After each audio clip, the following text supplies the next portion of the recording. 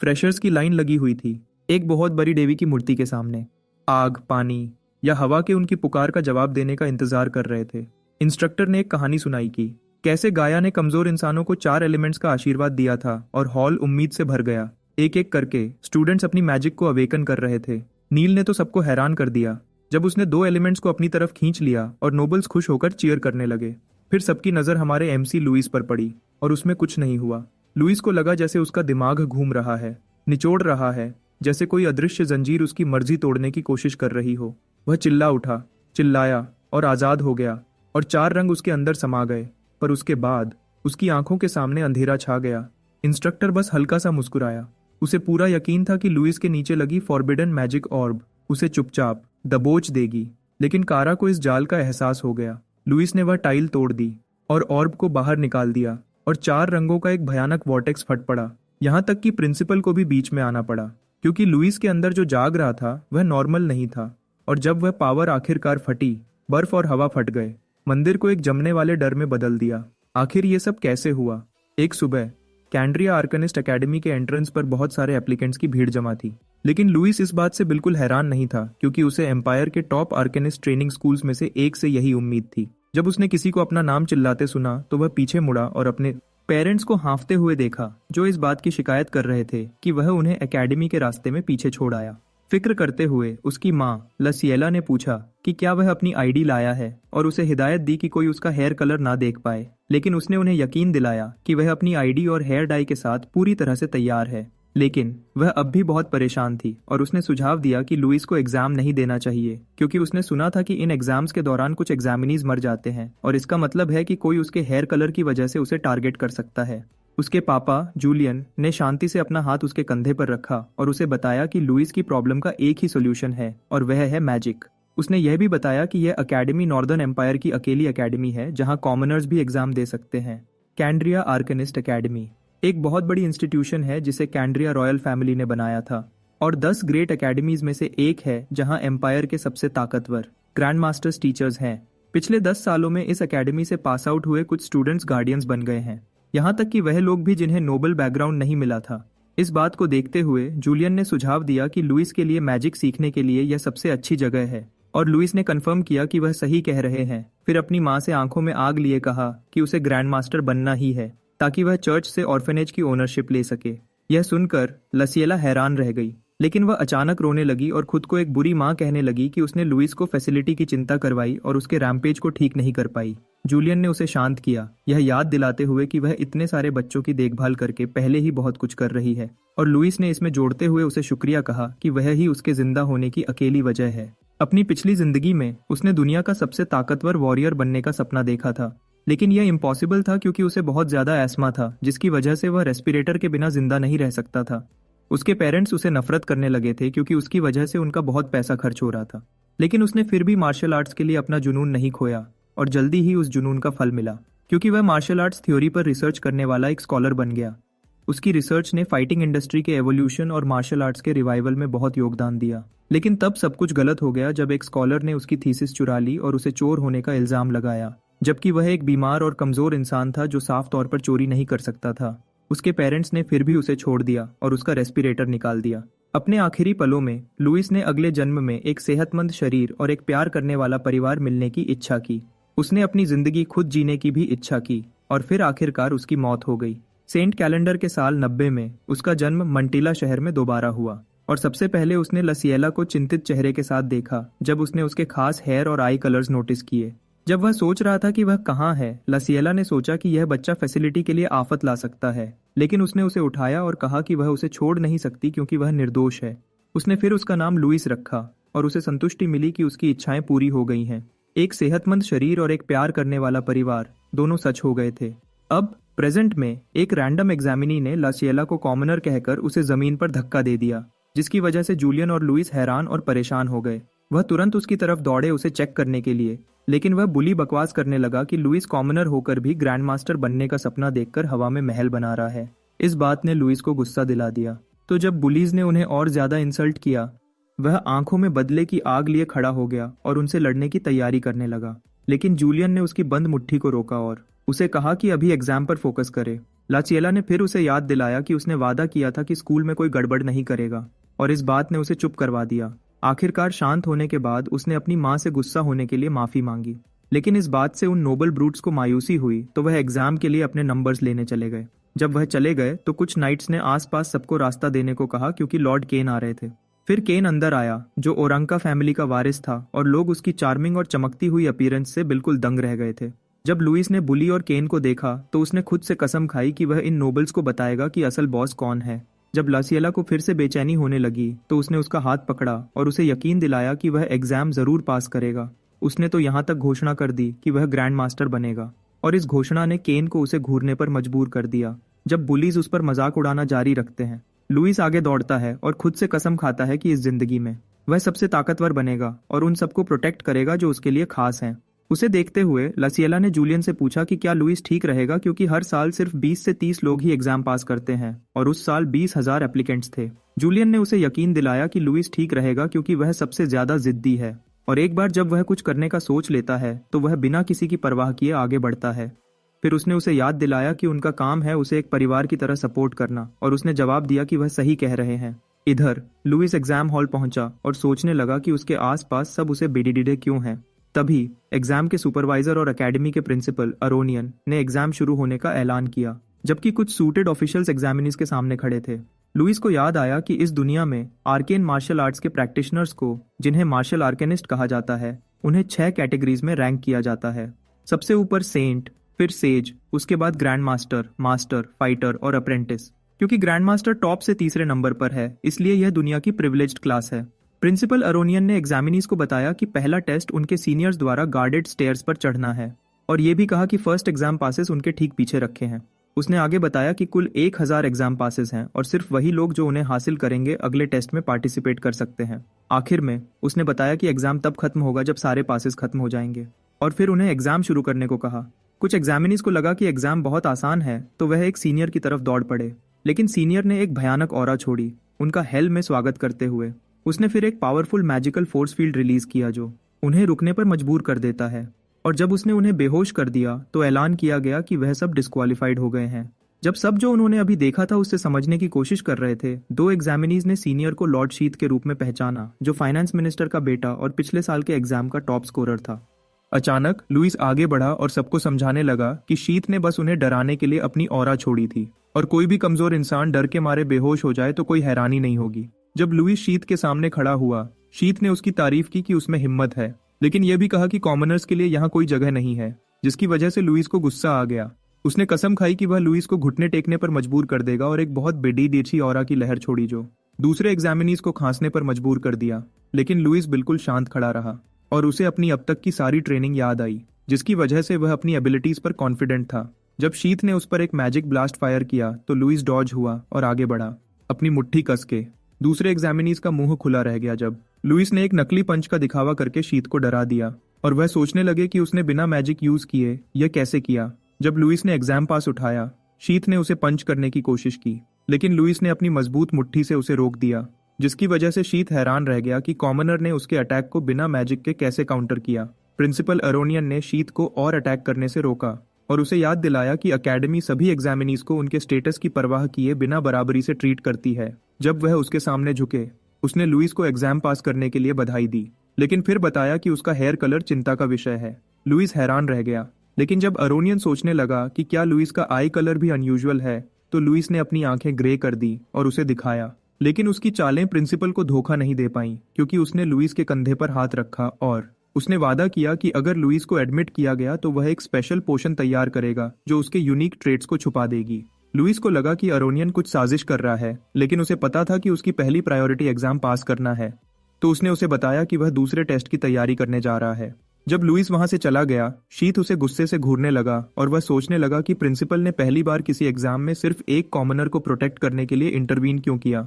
गुस्से में जलते हुए उसने कसम खाई कि वह लुइस का नाम कभी नहीं भूलेगा। बहुत बाद में पहला टेस्ट पास करने वाले एग्जामिनीज अकेडमी के सेकंड ट्रेनिंग ग्राउंड पर पहुंचे, जहां उन्हें दूसरा एग्जाम शुरू होने से पहले इंतजार करने को कहा गया। जब लुइस दूसरे एग्जामिनीज को बातें करते हुए देख रहा था, उसने नोटिस किया कि बचे हुए 1000 एग्जामिनीज में से ज्यादातर नोबल्स हैं जिन्हें इलीट एजुकेशन मिली है और कॉमनर्स लगभग ना के बराबर हैं। तभी शीत अपने साथियों के साथ गुजर रहा था और लुइस से टकरा गया, और उसने लुइस को वार्न किया कि अगली बार जब वह एक दूसरे के सामने होंगे तो कोई उसकी मदद करने नहीं आएगा। पहले तो लुइस को कोई फर्क नहीं पड़ा, लेकिन जब शीत के एक दोस्त ने कहा कि प्रिंसिपल की मदद के बिना लुइस डिस्क्वालीफाइड हो जाता, तो लुइस मुस्कुराया और उन्हें पूरा बेवकूफ कहा। जब शीत गुस्से से उसे घूरने लगा, लुइस ने उन्हें सीधे कहा कि ग्रैंड मास्टर का जजमेंट उनसे बेहतर है। शीत इतना गुस्सा हो गया कि उसने लुइस को नॉकआउट करने की धमकी दी, लेकिन लुइस ने एक बेफिक्र मुस्कुराहट के साथ उसे और ज्यादा भड़का दिया। अब गुस्से में जलते हुए शीत ने उसे पंच करने की कोशिश की, लेकिन लुइस ने 2 finger martial arts technique use करके काउंटर किया। जब शीत ने नोटिस किया कि उसका शरीर अब हिल नहीं सकता, लुइस ने बताया कि इस मूव का नाम मेरिडियन सेवरेंस है, और उसे स्पाइरल पॉइंट स्ट्राइक नाम की एक और स्पेशल कॉम्बैट टेक्निक यूज करके हवा में उड़ा दिया, जिसे देखकर उसके 2 मिनियन हैरान रह गए। शीत के जमीन पर जोर से गिरने की आवाज ने रूम में मौजूद सभी एग्जामिनीज का ध्यान अपनी तरफ खींच लिया, और शीत हाँफने लगा। जब उसके दोस्त उसे चेक करने आए तो उसने उन्हें बताया कि वह अपना हाथ फील नहीं कर पा रहा है और ना ही उसे ठीक से हिला पा रहा है, और उसने लुइस को पॉइजन यूज करने के लिए रिपोर्ट करने की कसम खाई। लेकिन लुइस ने पॉइजन के इल्जाम से इनकार किया, यह बताते हुए कि उसने मार्शल आर्ट्स यूज किए थे, और उसने दावा किया कि उसकी मां ने उसे रुकने को कहा था, लेकिन उसे अपनी लिमिट्स तक धकेल दिया गया था। शीत पर एक और हिट लगाने की तैयारी करते हुए उसने कहा कि सिर्फ वही लोग दूसरों को मार सकते हैं जो खुद भी मार खाने के लिए तैयार हों, लेकिन केन ने उसे रोका और उसे याद दिलाया कि वह डिस्क्वालीफाइड हो सकता है क्योंकि अभी एग्जाम चल रहा है। जब लुइस वहां से चला गया, शीत के गूंज केन पर इंटरफियर करने के लिए चिल्लाने लगे, तो केन ने उन्हें याद दिलाया कि वह कौन है, जिसकी वजह से वह डर के मारे कांपने लगे। शीत ने वहां से चले जाने का फैसला किया, लेकिन उसने कहा कि कॉमनर्स और नोबल्स दोनों ही कचरा हैं। जब वह फेल्ड बुलीज वहां से चले गए, लुइस ने उन्हें उस दीवार से देखा जहां वह आराम कर रहा था, और कंक्लूड किया कि सभी नोबल्स एक जैसे होते हैं क्योंकि वह सब अपने स्टेटस का यूज करते हैं जो चाहे वह करने के लिए। केन उसके पास आया और उसकी ताकत और हिम्मत की तारीफ की, उसके साथ टीम बनाने का ऑफर देने से पहले। लेकिन कुछ फैन गर्ल्स ने उनकी बात काट दी और केन के साथ टीम बनाने का ऑफर दिया, और जल्दी ही और भी एग्जामिनीज उस पर टूट पड़े। सब उसके टीममेट बनने को कह रहे थे। एक एग्जामिनी ने, जो देख रहा था, अपने दोस्त से पूछा कि लॉर्ड केन को इतना ध्यान कैसे मिल रहा है जबकि वह अभी इतना छोटा है। तो उसके दोस्त ने बताया कि वह सेज अरांका फैमिली का यंग मास्टर है। इसका मतलब है कि जो कोई भी उसके साथ टीम बनाएगा उसकी पास होने की गारंटी है। लुइस को इसमें दिलचस्पी आने लगी, लेकिन अचानक प्रिंसिपल एक चमकदार तरीके से सामने आया और स्टूडेंट्स को विल टेस्ट पास करने के लिए बधाई दी। उसने फिर बताया कि अगला टेस्ट पावर टेस्ट है और अपनी उंगली घुमाई, जिसकी वजह से सभी पार्टिसिपेंट्स के शरीर पर एक चमकदार निशान बन गया। ज्यादातर एग्जामिनीज ने इस निशान के बारे में अपनी अनजानपंती जाहिर की, लेकिन केन ने उसे अर्थ एट्रीब्यूट मार्क के रूप में पहचाना। तभी सभी एग्जामिनीज जमीन की तरफ खींचे जाने लगे क्योंकि उनके शरीर अचानक बहुत भारी हो गए थे। अरोनियन ने एरिया के आसपास एक बेडी द मैजिक सर्कल एक्टिवेट किया और ऐलान किया कि दूसरे एग्जाम में पार्टिसिपेंट्स को स्टेज पर अर्थ मैजिक के असर में लड़ना होगा। स्ट्रॉन्ग ग्रेविटेशनल पुल से स्ट्रगल करते हुए कुछ एग्जामिनीज ने शिकायत की कि वह इस कंडीशन में लड़ नहीं सकते, लेकिन उनमें से एक ने बताया कि कोई ऐसे चल रहा है जैसे कुछ हुआ ही ना हो, और केन ने कुछ भारी पदछापन जमीन पर नोटिस किए। इधर लुइस, जिसे वह ग्रेविटी डिफायर कह रहे थे, आसानी से स्टेज पर चला गया, सबको हैरान करते हुए। अरोनियन ने उसे फिर से फर्स्ट आने के लिए बधाई दी, और लुइस मुस्कुराया जब उसने अर्थ मैजिक स्ट्रिंग्स को देखा जो उसे रोक नहीं पाई थी। केन को अपनी आंखों पर यकीन नहीं हुआ क्योंकि वह भी, जिसने 3 साल की मास्टर लेवल ट्रेनिंग ली थी, मुश्किल से खड़ा हो पा रहा था। जब दूसरे एग्जामिनीज स्ट्रगल कर रहे थे, अरोनियन ने ऐलान किया कि सिर्फ वही लोग जो अभी खड़े हैं अगले टेस्ट में पार्टिसिपेट कर सकते हैं, और मैजिक का यूज करके उसने एक कलेक्शन बनाया वेपन्स का क्वालिफाइड एग्जामिनीज के चूज करने के लिए। लुइस ने तुरंत एक तलवार उठाई और उसे घुमाकर टेस्ट किया, जबकि दूसरे कैंडिडेट्स अपने वेपन्स को पकड़ने के लिए स्ट्रगल कर रहे थे। अरोनियन ने उन्हें इन्फॉर्म किया कि जो कोई भी स्टेज से बाहर कदम रखेगा उसे तुरंत डिस्क्वालीफाइड कर दिया जाएगा। जब एग्जाम शुरू हुआ, उसने दूसरे एग्जाम ऑफिशियल्स को बाउंड स्लाइम्स नाम की चीज रिलीज करने का ऑर्डर दिया और फिर गायब हो गया। उसके जाने के बाद एग्जामिनीज खुद से पूछने लगे कि बाउंड स्लाइम्स क्या होते हैं, लेकिन लुइस ने ऊपर से कुछ गिरते हुए देखा। जब स्लाइम्स जमीन पर गिरे तो पता चला कि उन्हें 1 पॉइंट मिलेगा स्लाइम अटैक को ब्लॉक करने पर, 2 पॉइंट्स डॉज करने पर और 5 पॉइंट्स एक को हराने पर। एरोनियन ने यह भी बताया कि उनकी रैंक उस टेस्ट में कमाए गए पॉइंट्स से डिसाइड होगी और सिर्फ टॉप 100 कैंडिडेट्स ही तीसरे टेस्ट में आगे बढ़ेंगे। कुछ एग्जामिनीज को लगा कि स्लाइम्स को हराना आसान है क्योंकि वह लो लेवल मॉन्स्टर्स हैं जो डम लगते हैं, लेकिन जब उनमें से एक ने एक स्लाइम पे चार्ज किया तो वह अचानक उसकी तरफ तेजी से बढ़ा और उसका चेहरा बिगाड़ दिया। उसने फिर एक दूसरे एग्जामिनी पर अटैक किया और कैंडिडेट्स के एक ग्रुप की तरफ चार्ज किया, जबकि दूसरे हैरानी से देख रहे थे। जल्दी ही पूरा बैटलफील्ड स्लाइम्स के लिए एक प्लेग्राउंड बन गया जब उन्होंने एग्जामिनीज को घेर लिया और परेशान करना शुरू कर दिया। हालांकि बहुत सारे कैंडिडेट्स आसानी से नॉकआउट हो गए, कुछ ने स्लाइम अटैक्स को डॉज और ब्लॉक करने में कामयाबी हासिल की, तो उन्हें एग्जाम सुपरवाइजर्स द्वारा पॉइंट्स दिए गए। एक सुपरवाइजर ने बताया कि इस साल के एग्जाम्स में सेज फैमिलीज के यंग मास्टर्स, अरंका और डरम हाउसेस के लोग शामिल हैं। केन और एक रेड हेयर्ड वॉरियर लड़की का जिक्र करते हुए उसने सोचा कि एक नया रिकॉर्ड बनाया जाएगा। एक और एग्जामिनर ने यह भी कहा कि पार्टिसिपेंट्स में कुछ एक्सीलेंट कॉमनर्स भी हैं और अरोनियन से पूछा कि क्या वह इंसान जिसे उसने पहले मदद की थी वह कॉमनर है।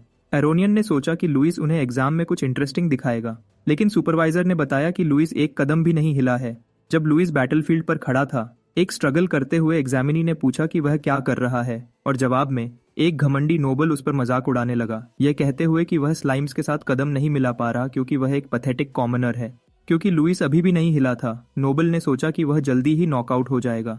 तभी एक स्लाइम लुइस की तरफ तेजी से बढ़ा और तेजी पकड़ ली जब तक वह उसके सर के पीछे पॉइंट ब्लैंक रेंज तक नहीं पहुंच गया। इससे पहले कि स्लाइम टक्कर मारता, लुइस आसानी से डॉज हो गया और एक दूसरा कैंडिडेट भी स्लाइम से बच गया, इससे पहले कि उसने उस बदकिस्मत नोबल को तबाह कर दिया जो पहले लुइस का मजाक उड़ा रहा था। जब उसका दोस्त जमीन पर हरा हुआ पड़ा था, ब्लॉन्ड एग्जामिनी हैरानी से जम गया क्योंकि उसे यकीन था कि Louis high speed slime attack को डॉज नहीं कर पाएगा। क्योंकि वह अपने मेन टारगेट को हिट नहीं कर पाया, स्लाइम ने रैम्पेज शुरू कर दिया और कई दूसरे कॉम्पिटिटर्स को नॉकआउट कर दिया। और जब लुइस ने अपनी बाईं तरफ देखा, उसने नोटिस किया कि वह फिर से उसकी तरफ दो और सुपर फास्ट स्लाइम्स के साथ चार्ज कर रहा है।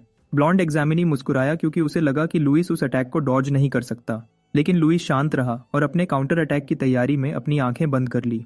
कुछ समय पहले लुइस आईसी माउंटेन्स में एडवेंचरर्स के एक ग्रुप के साथ ट्रेनिंग कर रहा था और उसने उनसे कहा कि उस पर बहुत सारे पत्थर फेंके, लेकिन एडवेंचरर्स कंफ्यूज थे और उन्होंने उसे वार्न किया कि अगर पत्थर उसे लगे तो यह उसके लिए डेंजरस होगा। लुइस ने कहा कि ठीक है और उन्हें बताया कि वह कुछ टेस्ट करना चाहता है। एक स्टांस लेने के बाद उन्होंने उसे कहा कि वह जरूर डॉज करे, लेकिन जब उन्होंने उस पर पत्थर फेंके तो उसने डॉज करने की बिल्कुल कोशिश नहीं की, बल्कि तेजी से आते हुए पत्थरों को घूरने लगा। अपनी पिछली जिंदगी में उसने पैराइटल लाइन से ब्रेन के सेरेबेलम तक इन्फॉर्मेशन को तेजी से ट्रांसमिट करने की ट्रेनिंग ली थी। उसे लगा कि अगर वह इंस्टेंटली रिएक्ट करना सीख गया तो वह किसी भी अटैक को हैंडल कर पाएगा। जैसे ही पत्थर उसके करीब आए, उसका शरीर ऑरा से चमकने लगा और उसने अपने दिमाग में सुपर फास्ट कैलकुलेशंस करना शुरू कर दिया। तेजी से मूव्स का यूज करते हुए उसने पत्थरों को डॉज किया। एडवेंचरर्स इस डिस्प्ले से इतने हैरान थे कि वह उसकी तारीफ करने लगे। वह उसकी तरफ दौड़े, उसे इस नई टेक्निक के बारे में सब कुछ बताने को कह रहे थे, तो उसने उसका नया नाम बताया, वॉइड कॉम्बैट कैलकुलेशन। जब एक एडवेंचरर ने उसे पूछा कि इसका क्या मतलब है, उसने समझाया कि यह एक टेक्निक थी जो बैटल के आउटकम को प्रिडिक्ट करती थी। प्रेजेंट में जैसे ही स्लाइम्स हाई स्पीड्स पर लुइस के करीब आए, वह सीधे उन्हें घूरने लगा। कई कॉम्प्लेक्स फॉर्मूलास उसके दिमाग में घूम रहे थे जब वह उनके आने वाले अटैक को कैलकुलेट कर रहा था।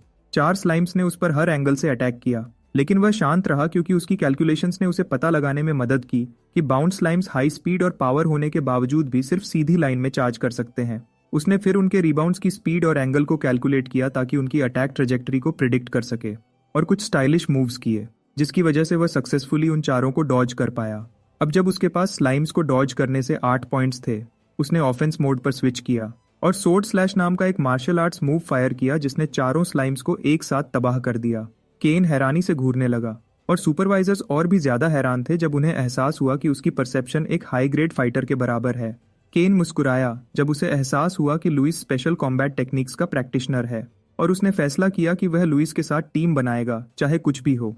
तभी लुइस ने एक और स्लाइम को अपनी तरफ चार्ज करते हुए देखा जो अपने मरे हुए भाइयों का बदला लेने आ रहा था, तो उसने ऐलान किया कि उसके बैग में 5 और पॉइंट्स हैं अपना स्टांस बनाते हुए। लेकिन केन ने सोर्ड पियर्स नाम का एक सोर्ड्समैनशिप मूव यूज करके स्लाइम को स्टैब कर दिया, और इस बात ने लुइस को गुस्सा दिला दिया जब उसने उस पर अपनी किल चुराने का इल्जाम लगाया।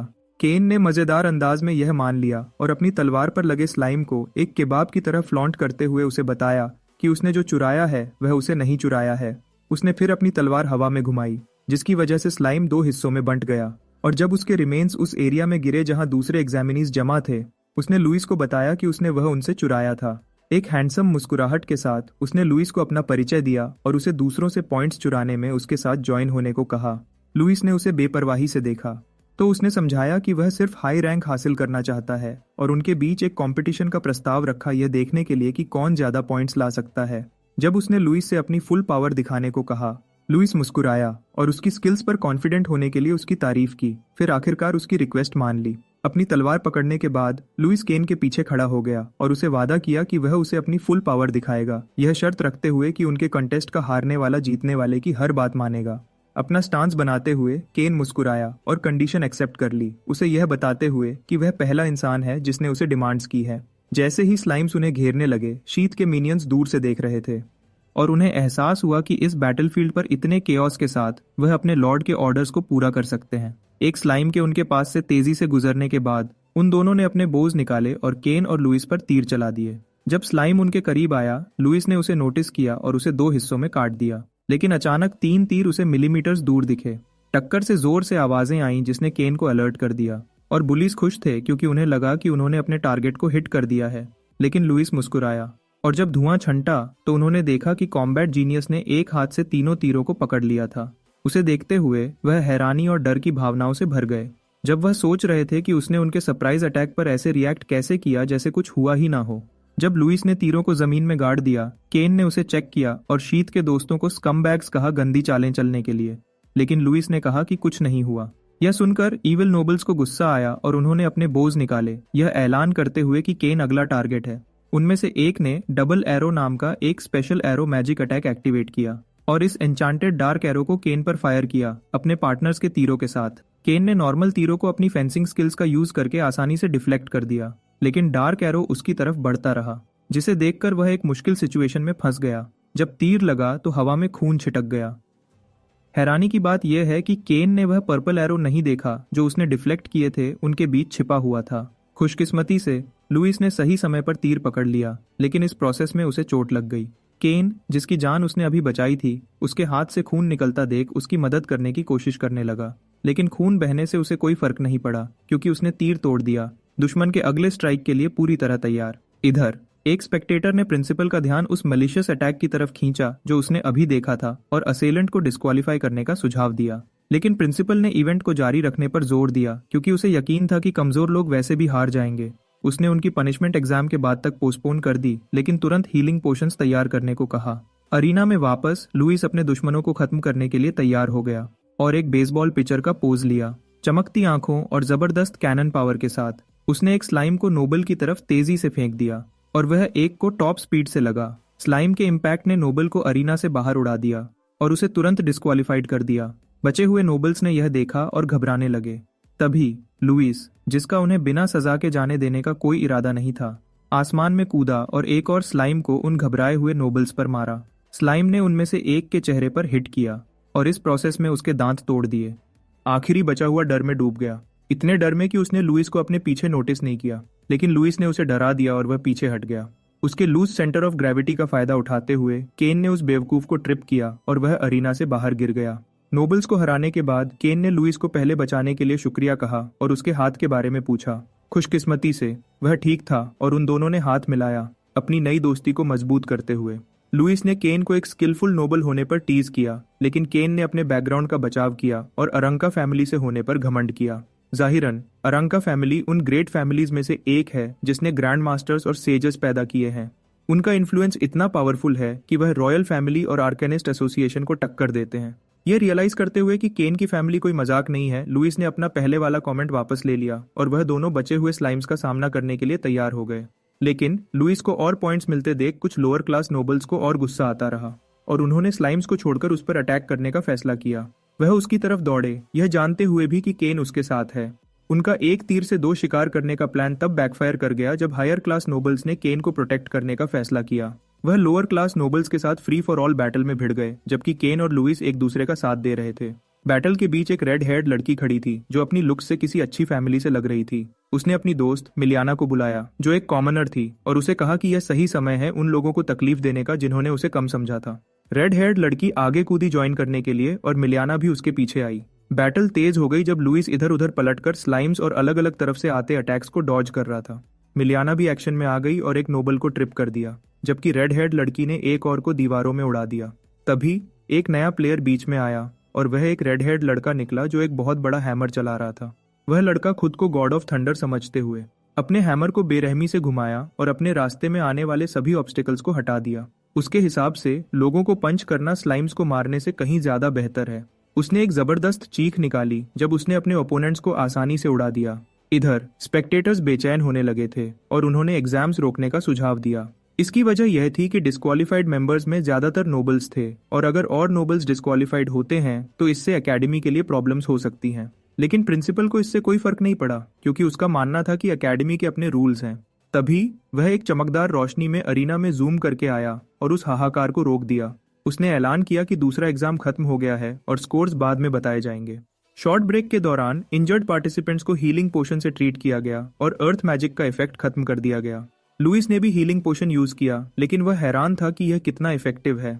अफसोस की बात है कि यह एक बहुत महंगी चीज है जो उस जैसे कॉमनर्स के लिए अफोर्डेबल नहीं है। कुछ देर बाद प्रिंसिपल ने दूसरे एग्जाम की रैंकिंग्स दिखाई और सभी रिजल्ट पर हैरान थे। पता चला कि लुइस का नाम लिस्ट में नहीं है और यह खबर कुछ लोअर रैंक्ड नोबल्स को खुश कर देती है। लेकिन जो लिस्ट दिखाई गई है उसमें 6वीं पोजीशन से नीचे वाले पार्टिसिपेंट्स शामिल हैं। प्रिंसिपल के मुताबिक टॉप 5 रैंकर्स ने रिकॉर्ड स्कोर्स को भी पीछे छोड़ दिया है और उसने जल्दी ही उनके नाम लेना शुरू कर दिया। 5वें स्थान पर है मिल्जाना रॉयस, एक स्किलफुल कॉमनर। केन ने 4थी पोजीशन हासिल की जबकि रेड हेयर्ड लड़की फे डुराहान तीसरे स्थान पर है। केन का नाम पुकारे जाने पर लुइस घबराने लगता है क्योंकि प्रिंसिपल ने अभी तक उसका नाम नहीं लिया है। वह फिर सोचने लगता है कि क्या उसे पहले लोअर रैंक्ड नोबल्स पर अटैक करने के लिए डिस्क्वालीफाई कर दिया गया है। लेकिन ऐसा नहीं है क्योंकि उसका नाम दूसरे रैंकर के रूप में 887 पॉइंट्स के साथ पुकारा जाता है। पूरा कमरा हैरानी से गूंज उठता है कि एक ऑर्डिनरी कॉमनर ने सभी नोबल पार्टिसिपेंट्स को पीछे छोड़ दिया है। केन दूसरी तरफ लुइस को अच्छा काम करने के लिए बधाई देता है और उनके पहले के पैक्ट के मुताबिक उससे लुइस के लिए कुछ करना है। वह पूछता है कि लुइस क्या चाहता है लेकिन लुइस कहता है कि वह बाद में पूछेगा। तभी दूसरे एग्जाम का विनर रिवील किया जाता है जो नील गन है जिसने 888 पॉइंट्स का जबरदस्त स्कोर किया है। नील गन वही रेड हेयर्ड लड़का है जो पहले अपने मैसिव हैमर के साथ रैम्पेज पर था। वह भी एक कॉमनर है जिसने सभी नोबल कैंडिडेट से ज्यादा रैंक हासिल की है। फे समेत जो हार मानने को तैयार नहीं है, वह नील के साथ एक दिन मैच करने का वादा करती है उसकी ताकत टेस्ट करने के लिए। अनाउंसमेंट के बाद लोअर रैंक्ड नोबल्स को उनके सीनियर्स द्वारा डांटा जाता है क्योंकि उन्होंने कॉमनर्स को एग्जाम में हारने दिया। यहाँ तक कि एक स्पेक्टेटर भी हैरान है कि फर्स्ट और सेकंड रैंकर्स कॉमनर्स हैं जो एकेडमी के इतिहास में पहले कभी नहीं हुआ। लेकिन प्रिंसिपल जो इससे खुश लग रहा है उसे कहता है कि असली ताकत का सोशल स्टेटस से कोई लेना देना नहीं है और यही वजह है कि देश के ज्यादातर ऑर्फेनेजेस आर्केनिस्ट एसोसिएशन द्वारा चलाए जाते हैं। प्रिंसिपल पार्टिसिपेंट्स को फाइनल एग्जाम के अगले वेन्यू की तरफ डायरेक्ट करता है। जब वह उस जगह की तरफ चलते हैं, केन लुइस की तारीफ करता है कि वह फर्स्ट रैंकर के इतना करीब है और सोचता है कि लुइस और नील में से कौन ज्यादा ताकतवर है। जल्दी ही वह फाइनल एग्जाम वेन्यू पर पहुंच जाते हैं और प्रिंसिपल उन्हें इन्फॉर्म करता है कि एग्जाम एक सर्वाइवल टेस्ट होगा जिसे एम्ब्लम बैटल रॉयल के नाम से जाना जाता है। इस एग्जाम के लिए सभी पार्टिसिपेंट्स को एम्ब्लम्स दिए जाएंगे और उन्हें फॉरेस्ट के अलग अलग एरियाज में टेलीपोर्ट कर दिया जाएगा। उनका गोल है जितने हो सके उतने एम्ब्लम्स कलेक्ट करना, जो भी मेथड उन्हें कंफर्टेबल लगे उसका यूज करके। जो पार्टिसिपेंट्स अपने एम्ब्लम्स खो देंगे उन्हें तुरंत डिस्क्वालीफाई कर दिया जाएगा और सिर्फ टॉप 10 पार्टिसिपेंट्स जिन्हें सबसे ज्यादा एम्ब्लम्स मिलेंगे उन्हें एकेडमी में एडमिट किया जाएगा। अफसोस की बात है, तीसरे एग्जाम के रूल्स का मतलब है कि केन और लुइस एक साथ काम नहीं कर पाएंगे, तो वह एक दूसरे को गुड लक विश करते हैं। जल्दी ही पार्टिसिपेंट्स को अलग अलग जगह टेलीपोर्ट कर दिया जाता है और लुइस अपनी लोकेशन पर पहुंच जाता है। वह कुछ देर आगे चलता है, तीसरे एग्जाम के बारे में सोच रहा है कि यह एडमिशन के लिए आखिरी मुश्किल है। पूरे हौसले के साथ वह इस बार जीतने का वादा करता है, लेकिन उसे जल्दी ही एक मैसिव एक्स लिए हुए नोबल रोकता है। वह लड़का लुइस पर पिछले एग्जाम में नोबल्स को जलील करने का इल्जाम लगाता है और तभी लुइस के पीछे भी 2 नोबल्स स्पीयर्स लिए हुए दिखाई देते हैं। लुइस एक और को एक ट्री ब्रांच पर देखता है जो क्रॉसबो लिए हुए है। ये रियलाइज करते हुए कि वह घिर चुका है, वह जल्दी से अनुमान लगाता है कि जिस सीनियर ने उसे टेलीपोर्ट किया था उसने उसकी लोकेशन लीक कर दी है। अचानक एक्स वाला लड़का उस पर अटैक करता है, लेकिन लुइस समय रहते डॉज कर जाता है और एक्स से जमीन पर एक चट्टान से टकराती है। स्पीयर्स वाले लड़के भी अपना अटैक लॉन्च करते हैं, लेकिन लुइस एक बैकफ्लिप से उन्हें काउंटर करता है। लेकिन हवा में होते हुए क्रॉसबो वाले से एक तीर उसकी तरफ आता है, लेकिन वह उसे अपनी तलवार से हटा देता है। वह सफलतापूर्वक जमीन पर उतरता है, लेकिन नोबल्स हार नहीं मानते। वह उस पर सीधा अटैक करते हैं, लेकिन लुइस उनके स्किल में फर्क दिखाता है। वह उनके स्ट्राइक्स को स्मूथली डॉज करता है, लेकिन एक तीर फिर से आता है। वह उसे अपनी तलवार से डिफ्लेक्ट करता है, लेकिन एक और अटैक उसके पीछे छिपा होता है। खुशकिस्मती से वह समय रहते रिएक्ट करता है और उसे फिर से डॉज कर जाता है। उसकी तेज रिएक्शंस नोबल्स को फ्रस्ट्रेट करने लगती हैं, लेकिन वह हार नहीं मानते। लुइस दूसरी तरफ भी फ्रस्ट्रेट है क्योंकि वह विंड एरोज की ट्रेजेक्टरीज को रीड नहीं कर पा रहा है, लेकिन वह खुद को शांत करता है और एक मार्शल आर्ट टेक्निक यूज करना शुरू करता है जिसे सेन नो सेन काउंटर अटैक के नाम से जाना जाता है। इस टेक्निक में अपने दुश्मन की पावर को उसी के खिलाफ यूज करना शामिल है। जैसे ही नोबल्स अपने वेपन्स के साथ फिर से आगे बढ़ते हैं, लुइस को एक ओपनिंग दिखती है और वह उसके लिए जाता है। उसका पहला शिकार एक्स वाला लड़का है जो अपनी पूरी ताकत से स्ट्राइक करने की कोशिश करता है। लुइस दाईं तरफ घूमता है, एक्स को डॉज करता है और अपनी तलवार ठीक उसके नीचे रखता है। उसके साथ वह एक्स को विल्डर से दूर घुमा देता है और वह एक स्पीयर होल्डर को लगती है। उन्हें आउट करने के बाद दूसरा स्पीयर विल्डर लुइस पर अटैक करता है और ट्री पे बैठा लड़का भी उस पर अपनी विंड एरो छोड़ता है, लेकिन लुइस एरो ट्रेजेक्टरी को आसानी से रीड कर लेता है और स्पीयर विल्डर को एरो के रास्ते में घसीट लेता है। वह बेचारा हवा में उड़ जाता है, अपनी स्पीयर पीछे छोड़ते हुए। जब स्पीयर हवा में होती है, लुइस उसे पकड़ता है और ट्री पर बैठे लड़के पर फेंक देता है, उसे तुरंत आउट कर देता है। उसने फिर बचे हुए नोबल्स की जिंदगी को मक्खन की तरह काट दिया और उनके सारे एम्बलम्स ले लिए।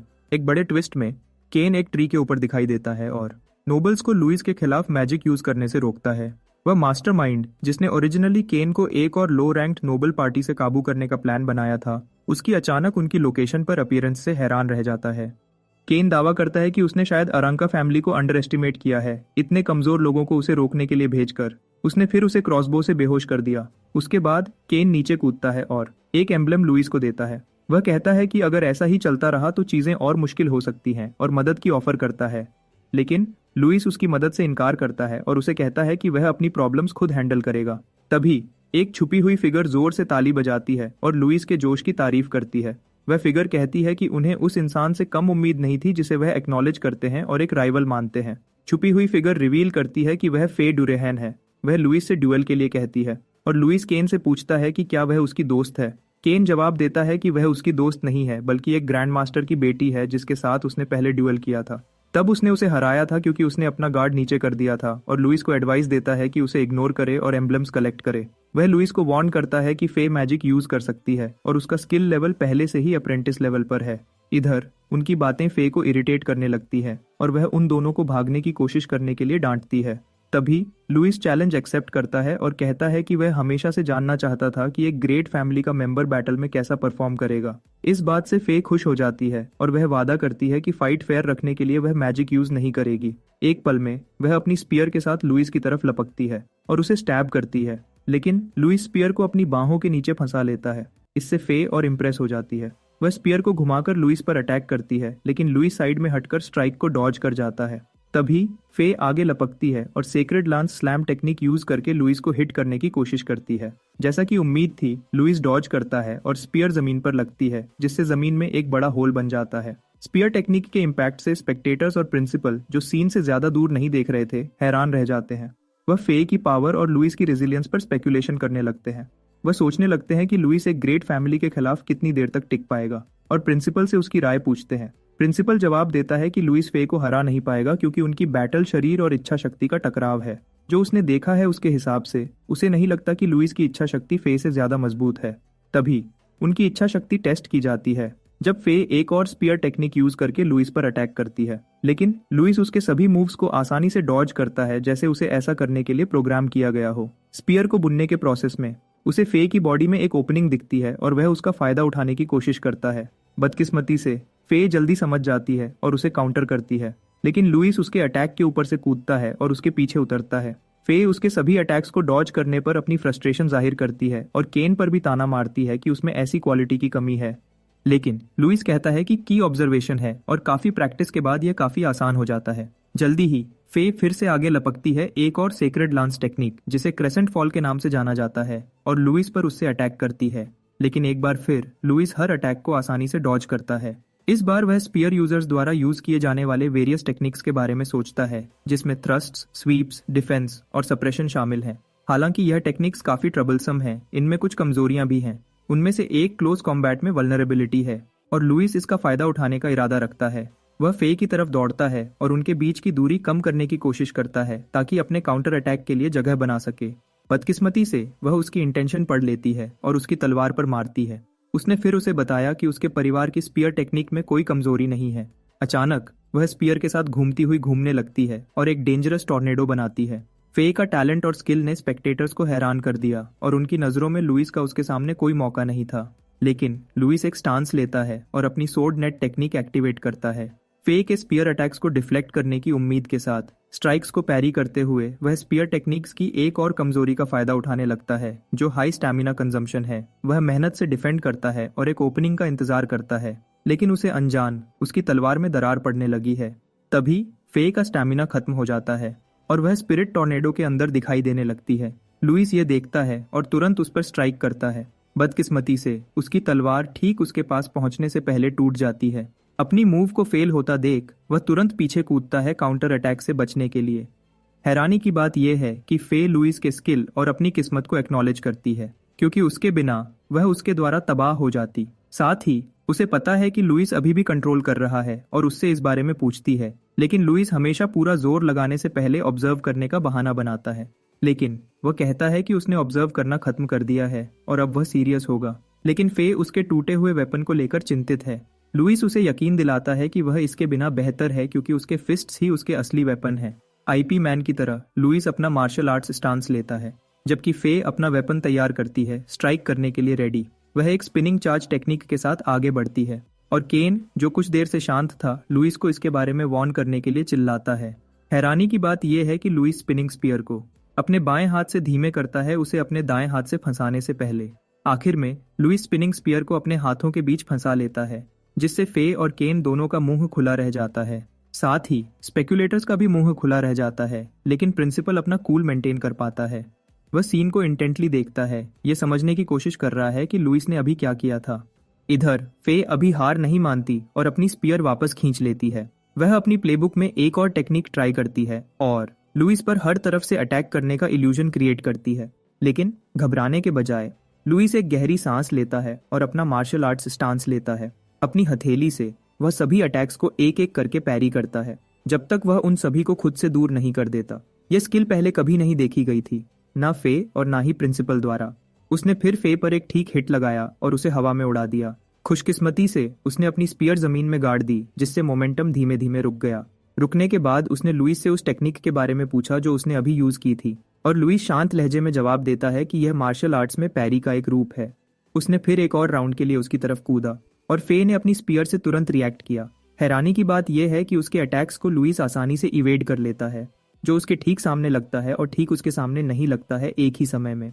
इससे तो केन भी सोचने लगता है कि क्या यह एक ऑप्टिकल इल्यूजन है, जबकि फे उसे हिट ना कर पाने पर अपनी फ्रस्ट्रेशन निकालती है।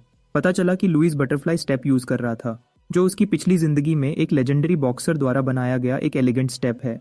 इसमें अपने पैरों को तेजी से आगे पीछे मूव करना शामिल है, जो एक मुश्किल से पकड़ने वाला रिदम बनाता है। फे की स्पीयर टेक्निक को परफेक्ट काउंटर करते हुए जल्दी ही वह फे को एक मुश्किल जगह में फंसा लेता है और उसे उड़ा देता है। स्पेक्टेटर और प्रिंसिपल यह देखते हैं और तुरंत सोचने लगते हैं कि लुइस शायद हैंड टू हैंड कॉम्बैट में एक जीनियस है। यहाँ तक कि फे जमीन पर पड़ी अपना पेट पकड़े हुए है, फिर भी वह हार मानने से इनकार करती है। उसने अपनी स्पीयर छोड़ दी और पूरी ताकत से लुइस की तरफ लपकती है, अपनी मुट्ठियां ऊपर किए हुए। लुइस दूसरी तरफ अपना गार्ड नीचे नहीं करता और तुरंत विंगचन स्टांस लेता है।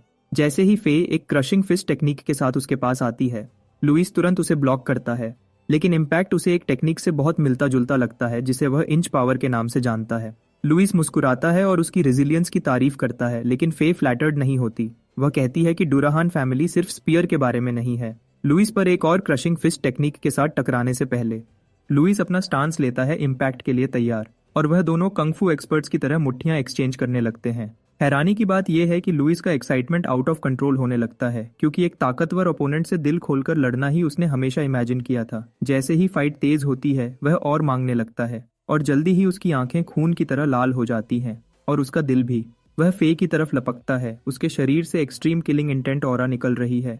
फे उसकी ऊंची फिगर को देखती है और उस नज़ारे से डर जाती है। जो वह देखती है वह एक डीमन है जिसके बड़े दांत हैं, मुंह खुला हुआ है, उसे निगलने के लिए तैयार। अचानक वह अपना शरीर लुइस के स्ट्राइक से बचने के लिए तेजी से मूव नहीं कर पाती है, लेकिन वह फिर भी उसके पंच को ब्लॉक कर पाती है। लेकिन इम्पैक्ट उसे एक ट्री से टकरा देता है। प्रिंसिपल भी लुइस से निकलने वाली अजीब ऑरा को नोटिस करता है और सोचता है कि यह क्या है।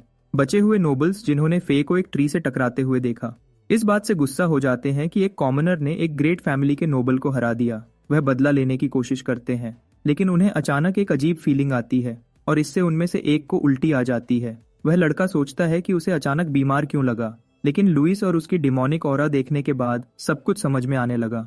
एक जला हुआ नोबल सीनियर शीत अपने इंजर्ड दोस्त ब्रायन के साथ दूर से ड्यूल देखता है और उन्हें मानना पड़ता है कि लुइस उम्मीद से कहीं ज्यादा ताकतवर है। यह रियलाइजेशन शीत को गुस्से से भर देता है क्योंकि कॉमनर को नॉकआउट करने का उसका प्लान पूरी तरह फेल हो गया है। ब्रायन फिर कंक्लूड करता है कि लुइस को हर हाल में खत्म करना होगा।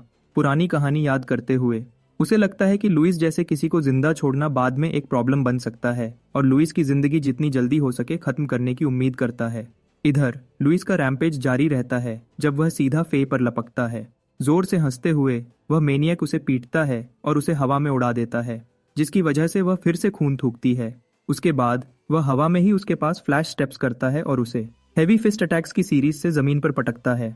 फे मुश्किल से अपनी डिफेंसिव स्टांस बनाए रखती है और लगातार अटैक्स को झेलते हुए लुइस की ताकत में एक्सप्लोसिव इंक्रीज के बारे में सोचती है। उनके बीच के गैप को समझते हुए वह कंक्लूड करती है कि उसके जीतने का कोई मौका नहीं है। तभी उसे लुइस की टेरिफाइंग फिस्ट ऑरा का सामना करना पड़ता है और उसकी जिंदगी उसकी आंखों के सामने फ्लैश होती है। आने वाले डूम को एक्सेप्ट करने से इनकार करते हुए फे तुरंत अपनी मार्शल आर्केन टेक एक्टिवेट करती है, ब्लेज फिस्ट लुइस के स्ट्राइक को काउंटर करने की एक डेस्परेट कोशिश में। लेकिन लुइस का अटैक उसे ओवरवेल्म कर देता है और उसे फिर से हवा में उड़ा देता है, ट्रीज से टकराते हुए। जब वह हवा में गिर रही होती है, अचानक लुइस अपनी होश में वापस आता है और रियलाइज करता है कि वह फिर से खुद को खो चुका था। वह अपने जले हुए हाथ को देखता है और मैजिक की नेचर पर रिफ्लेक्ट करता है, लेकिन केन जल्दी से उससे चेक करने आता है कि क्या वह ठीक है। और अचानक शीत आगे बढ़ता है और जोर से लुइस के डिस्क्वालिफिकेशन का ऐलान करता है, यह कहते हुए कि उसका एम्ब्लम फाइट के दौरान डिस्ट्रॉय हो गया था। उसने लुइस को तुरंत वहां से जाने का ऑर्डर दिया, लेकिन केन आर्ग्यू करने की कोशिश करता है, यह कहते हुए कि यह साफ तौर पर एक एक्सीडेंट था। शीत फिर रिवील करता है कि प्रिंसिपल ने सब कुछ देखा था और लुइस को तुरंत एग्जाम ग्राउंड से निकालने की डिमांड करता है। इससे पहले कि लुइस जवाब दे, फे बोलती है और उस नोबल्स कमबैक को रुकने को कहती है, लेकिन यह कि वह अभी भी होश में है लुइस को शॉक कर देता है। शीत उस पर कॉमनर की मदद करके चीट करने की कोशिश करने का इल्जाम लगाता है, लेकिन फे बिना किसी झिझक के उसे चुप करवा देती है। उसने फिर लुइस से फाइट के दौरान गलती से मैजिक यूज करने के लिए माफी मांगी और इस बात से केन हैरान रह जाता है, जिसने कभी नहीं सोचा था कि फे किसी से माफी मांगेगी। लेकिन लुइस भी पहले बजर्क होने के लिए माफी मांगता है, लेकिन फे उस बात को टाल देती है, यह कहते हुए कि ठीक है, क्योंकि लुइस ने उसे मैजिक यूज करने पर मजबूर किया। फे हार मान लेती है और उम्मीद करती है कि उन्हें एनरोलमेंट के बाद एक और मैच मिलेगा। तभी शीत उसकी बातों पर हंसी उड़ाता है, यह बताते हुए कि लुइस के पास सिर्फ 4 एम्ब्लम्स हैं। बिना घबराए फे अपने एम्ब्लम्स का स्टैश निकालती है और उन्हें लुइस को दे देती है, उसे हराने के इनाम के रूप में। इससे उसके कलेक्शन में 10 और जुड़ जाते हैं और फे रिकॉर्ड को फ्यूरियस नोबल सीनियर से वैलिडेट करती है। वह केन के साथ टीम बनाती है ताकि एग्जाम ग्राउंड्स में कमजोरों को निकाल सके और ये श्योर कर सके कि लुइस को डिस्क्वालीफाई करने के लिए किसी के पास काफी एम्ब्लम्स ना हो। केन, जो उसके साथ एक ही पेज पर है, उसके सुझाव को एक्सेप्ट करता है और वह तेजी से अपनी कॉन्क्वेस्ट शुरू करने के लिए निकल जाते हैं। जब वह जाते हैं, केन उसे टीज करता है क्योंकि उसे हमेशा लगा था कि वह सिर्फ ताकतवर है और दिमाग नहीं है, लेकिन वह और एम्ब्लम्स लेने में ज्यादा चिंतित है। थोड़ी देर बाद एक एग्जामिनर लुइस के पास आता है और उसे उसके डिस्क्वालिफिकेशन के बारे में इन्फॉर्म करता है, उसे बाहर ले जाते हुए। शीत उम्मीद करता है कि वह उस कॉमनर को फिर कभी नहीं देखेगा, लेकिन ब्रायन कहता है कि लुइस फिर भी पास हो सकता है अगर फे का प्लान सक्सेसफुल हो। अचानक शीत को याद आता है कि एग्जाम के दौरान एक्सीडेंट से किसी एग्जामिनी का मर जाना अजीब नहीं है। ब्रायन उसे लुइस की जिंदगी खत्म करने के लिए ईरी प्लान्स बनाते हुए देखता है और सोचता है कि लुइस की असली आइडेंटिटी क्या है, क्योंकि उसे पहले जो अनसेटलिंग सेंसेशन महसूस हुआ था उसकी वजह से। उस दिन बाद में लुइस एग्जामिनर को एम्ब्लम्स जमा करता है और रिफ्लेक्ट करता है कि मार्शल आर्ट्स अकेला मैजिक का मुकाबला नहीं कर सकता। वह एकेडमी में सीखने की उम्मीद करता है ताकि वह मैजिक और मार्शल आर्ट्स को फ्यूज कर सके। उस रात लुइस घर जाते हुए सोचता है कि अपनी माँ को अपने गंदे कपड़ों के बारे में कैसे समझाए, और वह एक शेडी इंसान के पास से गुजरता है। जब वह सोच रहा होता है, असैसिन उसे पीछे से चुपचाप आउट करने की कोशिश करता है। तुरंत रिएक्ट करते हुए लुइस एक पावरफुल बैक हील किक से काउंटर करता है, जो असैसिन को पीछे की तरफ उड़ा देता है। असैसिन सवाल करता है कि लुइस ने उसे कैसे नोटिस किया, और लुइस शांति से जवाब देता है कि उस पर खून की खुशबू छुपाना इम्पॉसिबल है। अचानक और असैसिन्स दिखाई देते हैं और उनका लीडर सोचता है कि लुइस अपनी जिंदगी खोने वाला होने के बावजूद भी इतना लेड बैक क्यों है। तीनों असैसिन्स लुइस को घेर लेते हैं और लुइस उनकी ताकत नोटिस करने के बाद पूरा जोर लगाने का फैसला करता है, लेकिन झाड़ियों में छुपी हुई ज्यादा ताकतवर प्रेजेंस उसका ध्यान अपनी तरफ खींचती है। गुस्से में असैसिन लीडर लुइस को उनकी बैटल के दौरान डिस्ट्रैक्टेड होने के लिए डांटता है और मैजिक से लपटे हुए एक डैगर के साथ उस पर चार्ज करता है, यह ऐलान करते हुए कि अगर वह ऐसा ही करता रहा तो वह जल्दी ही 6 फीट अंडर हो जाएगा। असैसिन लीडर के पूरी ताकत से उस पर सीधा चार्ज करते हुए लुइस उसकी तरफ आते हुए रैपिड स्टैब अटैक्स को डॉज करता है। उसके बाद वह असैसिन का हाथ पकड़ता है और उसे जमीन पर पटक कर काउंटर करता है, लेकिन ओपोनेंट तेजी से रिकवर होता है, पीछे हटता है और अपने साथियों से जुड़ने के लिए पीछे हट जाता है। उसने फिर लुइस की टॉप टियर एबिलिटीज पर मिली एक्यूरेट इंटेल को एक्नॉलेज किया, लेकिन लुइस सोचता है कि वह क्या बकवास कर रहा है। लुइस की hand to hand combat skill की तारीफ करने के बाद वह जोर से सोचता है कि लुइस मैजिक के खिलाफ कितना अच्छा करेगा। जवाब का इंतजार किए बिना उसने अपनी कंपनी को मैजिक असॉल्ट शुरू करने का सिग्नल दिया। उसी पल तीनों असैसिन्स अपने क्रॉसबोज से लुइस पर विंड एरोस छोड़ते हैं। खुशकिस्मती से वह तेजी से रिएक्ट करता है और उन्हें डॉज करता है, फिर अपना ध्यान पास के ट्रीज की तरफ मोड़ता है जिन्हें लगा था। डैमेज को ऑब्जर्व करके वह विंड एरोस की डिस्ट्रक्टिव पावर का अनुमान लगाता है, यह जानते हुए कि उसके पास आगे बढ़ने के अलावा कोई ऑप्शन नहीं है। लुइस एक गहरी सांस लेता है, एक ब्रीदिंग टेक्निक एक्टिवेट करने के लिए जो उसके शरीर के अंदर की चियाई का यूज करके उसकी फिजिकल स्ट्रेंथ को एम्पलीफाई करती है और उसे एक्सप्लोजिव स्पीड देती है। उसने फिर उन पर चार्ज किया, लेकिन उनका लीडर उसके एफर्ट्स को खारिज करता है और विंड एरोस की एक और वेव का ऑर्डर देता है। लेकिन लुइस स्किलफुली शॉट्स को डॉज करता है और असैसिन्स जल्दी ही उसका ट्रैक खो देते हैं।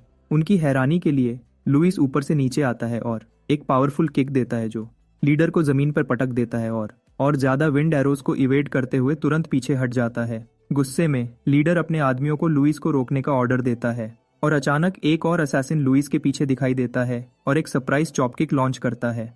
लुइस खुशकिस्मती से स्टेल्थ अटैक को समय रहते परसीव कर लेता है और उसे ब्लॉक करता है। हालांकि इम्पैक्ट से उसकी बाहों में एक तेज झटका लगता है। वह जल्दी से रीग्रुप होता है और नए दुश्मन को घूरता है, जिसे वह एक ज्यादा सीरियस थ्रेट मानता है। इससे पहले कि लुइस और रिएक्ट कर पाता, उसे एहसास होता है कि वह लोगों के एक ग्रुप से घिर चुका है और हर डायरेक्शन से आती हुई विंड एरोस को इवेड करने में स्ट्रगल करता है। लगातार अटैक से बचने में असमर्थ लुइस को हिट लगती है और वह बेहोश हो जाता है।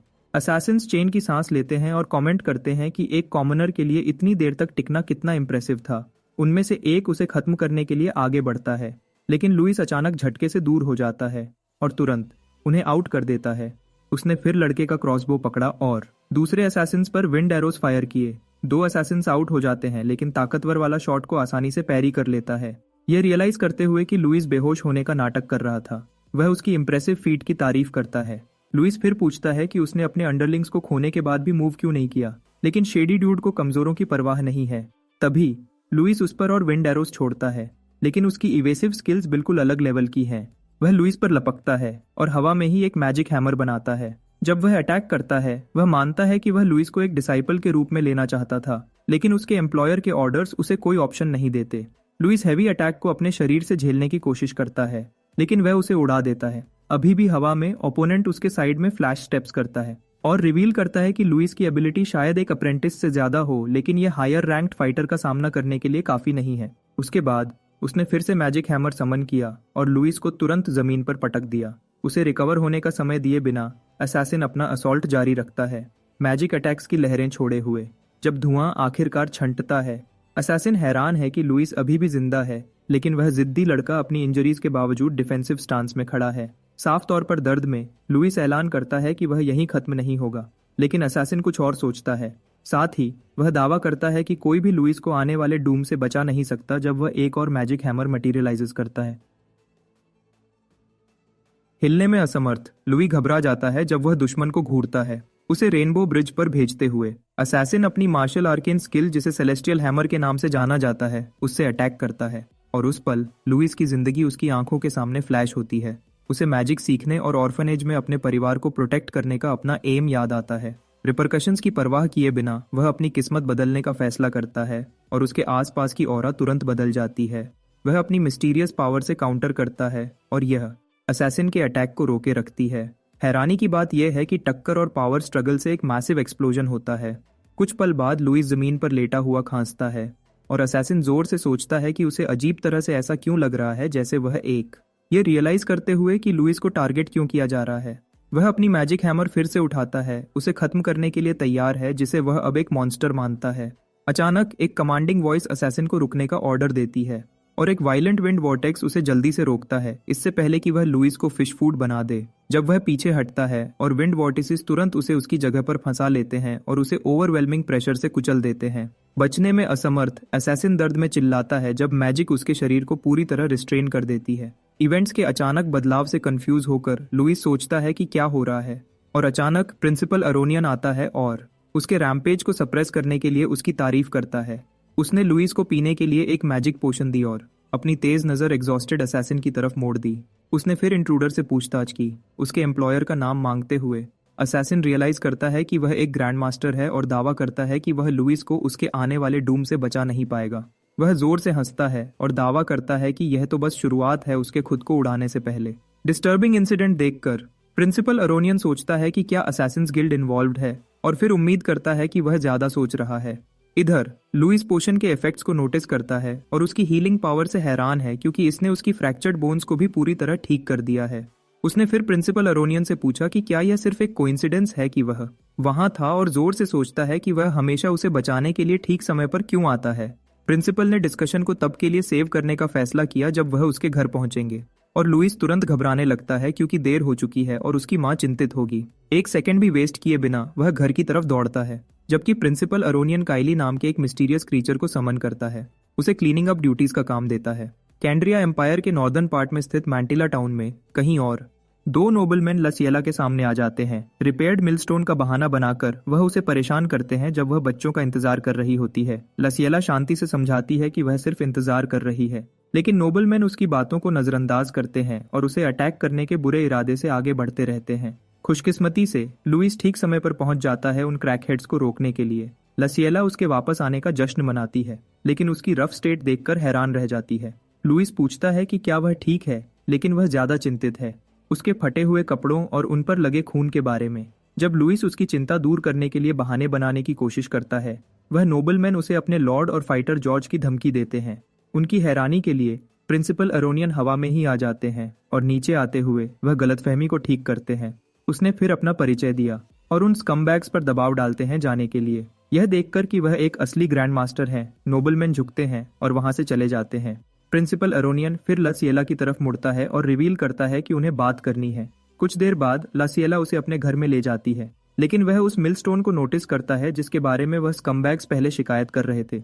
वह सोचता है कि यह बिना मैजिक के ऑटोमेटिकली कैसे काम करता है और करीब से देखने पर रियलाइज करता है कि ऐसी चीजें हर जगह हैं। लसिएला उसे कुछ फ्रूट्स ऑफर करती है और सारा क्रेडिट लुइस को देती है, जिसकी क्रिएशंस ने उनकी जिंदगी आसान बना दी है।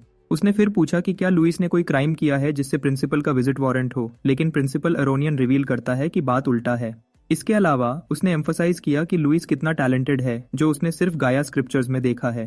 पिछले समय में मॉन्स्टर्स के अत्याचारी राज के दौरान एक जीनियस जिसे देवी ने गाइड किया था इंसानों में से उभरा। उसने एलिमेंट्स के एसेंस को समझकर मार्शल आर्केन बनाया और 5 साल बाद उसने अपने साथियों के साथ मॉन्स्टर्स को हराया और इंसानियत को डूम से बचाया। उसके बाद वह दिन लिबरेशन डे के रूप में जाना और मनाया जाने लगा और उस लड़के को गायस स्क्रिप्चर्स में पहला हीरो कहा जाता है। जब लसिएला उस एलिजेडली सेवियर की तारीफ करती है, लुइस कहता है कि यह फोल्क लेजेंड्स में रिकॉर्ड नहीं किया गया था, लेकिन प्रिंसिपल अरोनियन इंसिस्ट करता है कि एक है। लेकिन वह रिवील करता है कि पहले हीरो के ब्लैक हेयर और आईज थे, जो इंसानियत के टॉप ऑफिशियल्स को पता एक राज है। जाहिरन उसके दिल में जो पागलपन था उसने उसे ओवरवेल्म कर दिया और उसने एक गंभीर पाप किया जिसके लिए उसे इतिहास से मिटा देना जरूरी था। यह रेवलेशन लुइस को हैरान कर देता है, जो सोचता है कि क्या उसमें भी यह इनर मैडनेस है। प्रिंसिपल अरोनियन जोड़ता है कि हर देश ब्लैक हेयर और आईज वाले लोगों को एलिमिनेट करता है किसी भी गड़बड़ से बचने के लिए। उसने फिर लुइस को अपने बाल डाई करने के लिए कन्फ्रंट किया और लसिएला तुरंत ब्लेम लेती है, उसकी मासूम वजह रिवील करते हुए कि उसने उसे ऐसा क्यों करवाया। वह लुइस के गुड पर्क्स गिनना शुरू करती है, लेकिन लुइस उसे रोकता है, ये कहते हुए कि प्रिंसिपल के दूसरे इरादे हैं। क्योंकि ग्रैंड मास्टर उसे मारना चाहता था तो मार सकता था। प्रभावित होकर प्रिंसिपल एरोनियन उसकी दूरदर्शिता की तारीफ करता है, जो उसकी उम्र के हिसाब से उल्लेखनीय है, और अनुमान लगाता है कि उस लड़के ने अपने अंदर के पागलपन को काबू कर लिया है। उनकी हैरानी के लिए प्रिंसिपल लुइस को नया हीरो मानता है, यहाँ तक कि शांतिपूर्ण युग में भी। जब वह टेलीकिनेसिस से एक फल पकड़ता है, वह उस अंधेरे के बारे में बात करता है जो हमेशा नीचे छिपा रहता है, और अपनी क्षमता देखने के बाद लुइस को सही रास्ते पर गाइड करने का फैसला करता है। उसने अचानक लुइस पर फल फेंका और वह शांत लड़का उसे आसानी से पकड़ लेता है। उसके बाद प्रिंसिपल एरोनियन कहते हैं कि लुइस ने फे और केन के प्रयासों की वजह से टेस्ट पास कर लिया, जिन्होंने दूसरे परीक्षार्थियों को फेल कर दिया। उसके बाद उसने लुइस से एकेडमी में अपना शिष्य बनने को कहा, लेकिन लुइस उत्सुकता से पूछता है कि अगर वह बाद में बेरहम हो गया तो प्रिंसिपल क्या करेगा। तुरंत लुइस के हाथ में रखा फल अनुशासन में कट जाता है और इससे वह शॉक हो जाता है। बर्फ की तरह ठंडे एरोनियन जवाब देते हैं कि जब ऐसा होगा तो वह उसे पर्सनली क्रिएटर के पास भेज देंगे। अगली सुबह यार्ड में काम करते हुए लुइस के पालक भाई बहनों में से एक उसका मुकाबला करता है कि उसे प्रिंसिपल एरोनियन से पर्सनल इनविटेशन मिला है, लेकिन लुइस उसे एक चेतावनी भी देता है। वह भाई बहन एकेडमी की फीस के बारे में बकवास करता रहता है, जबकि लुइस महान हीरो के साथ अपने कनेक्शन के बारे में सोचता है। उसे प्रिंसिपल की बातें याद आती हैं और वह सोचता है कि क्या वह उन पर सच में भरोसा कर सकता है। प्रिंसिपल एरोनियन के पिछली रात जाने से पहले लुइस ने उससे अकेले में पूछा था कि उसने लासिएला को सब कुछ क्यों बताया, उसे परेशान करते हुए। उसने कहा कि अनजानपंती उसे एक बोझ बना देगी, लेकिन लुइस ऐसा नहीं सोचता था। प्रिंसिपल एरोनियन ने फिर कहा कि उसे जानना जरूरी था, क्योंकि अगर उसकी पहचान उजागर हो जाती तो उसके परिवार खतरे में पड़ जाता। उसके उड़ने से पहले उसने लुइस को ताकतवर बनने को कहा, क्योंकि यह उसके ट्रायल्स की बस शुरुआत थी। याद करने के बाद लुइस कंफर्म करता है कि प्रिंसिपल एरोनियन सही है और एकेडमी में और ताकतवर बनने का फैसला करता है। कुछ पल बाद उसके छोटे भाई बहन उसे विदाई कहते हैं और उसकी बहन लाना उसकी बाहों में कूद जाती है, रोई आंखों से। वह पूछती है कि क्या वह रेगुलर विजिट करेगा और उसे पिंकी प्रॉमिस करवाती है कि वह लंबी छुट्टियों में विजिट करेगा। उसके बाद एक बड़ा भाई लुइस को नोबल के बटलर के उसे बुलाने के बारे में इन्फॉर्म करता है। जल्दी ही लुइस बटलर से मिलने जाता है, जो तुरंत उसकी पहचान कंफर्म करता है और फिर एक इनविटेशन देता है, अपना इंट्रोडक्शन औरंग का फैमिली के बटलर के रूप में देते हुए। केन का इनविटेशन देखकर लुइस उसकी दोस्ती मजबूत करने की नीयत का अंदाजा लगाता है और उसके साथ खेलने का फैसला करता है। बटलर उसे गाड़ी में ले जाता है और उनकी यात्रा शुरू होती है।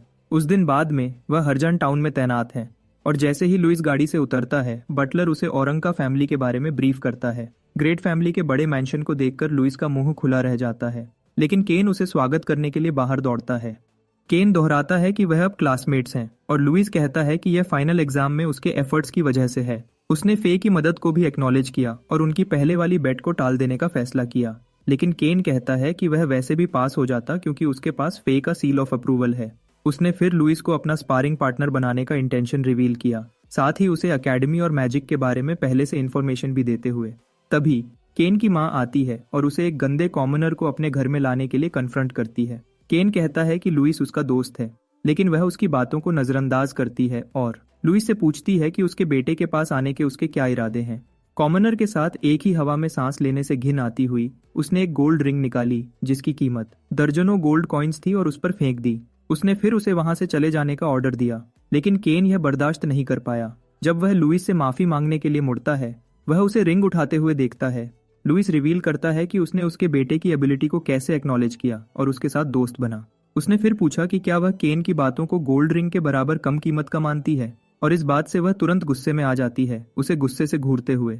उसने किसी को उसे बाहर फेंकने का ऑर्डर दिया और बटलर्स तुरंत उसकी बात मानने के लिए जमा हो जाते हैं।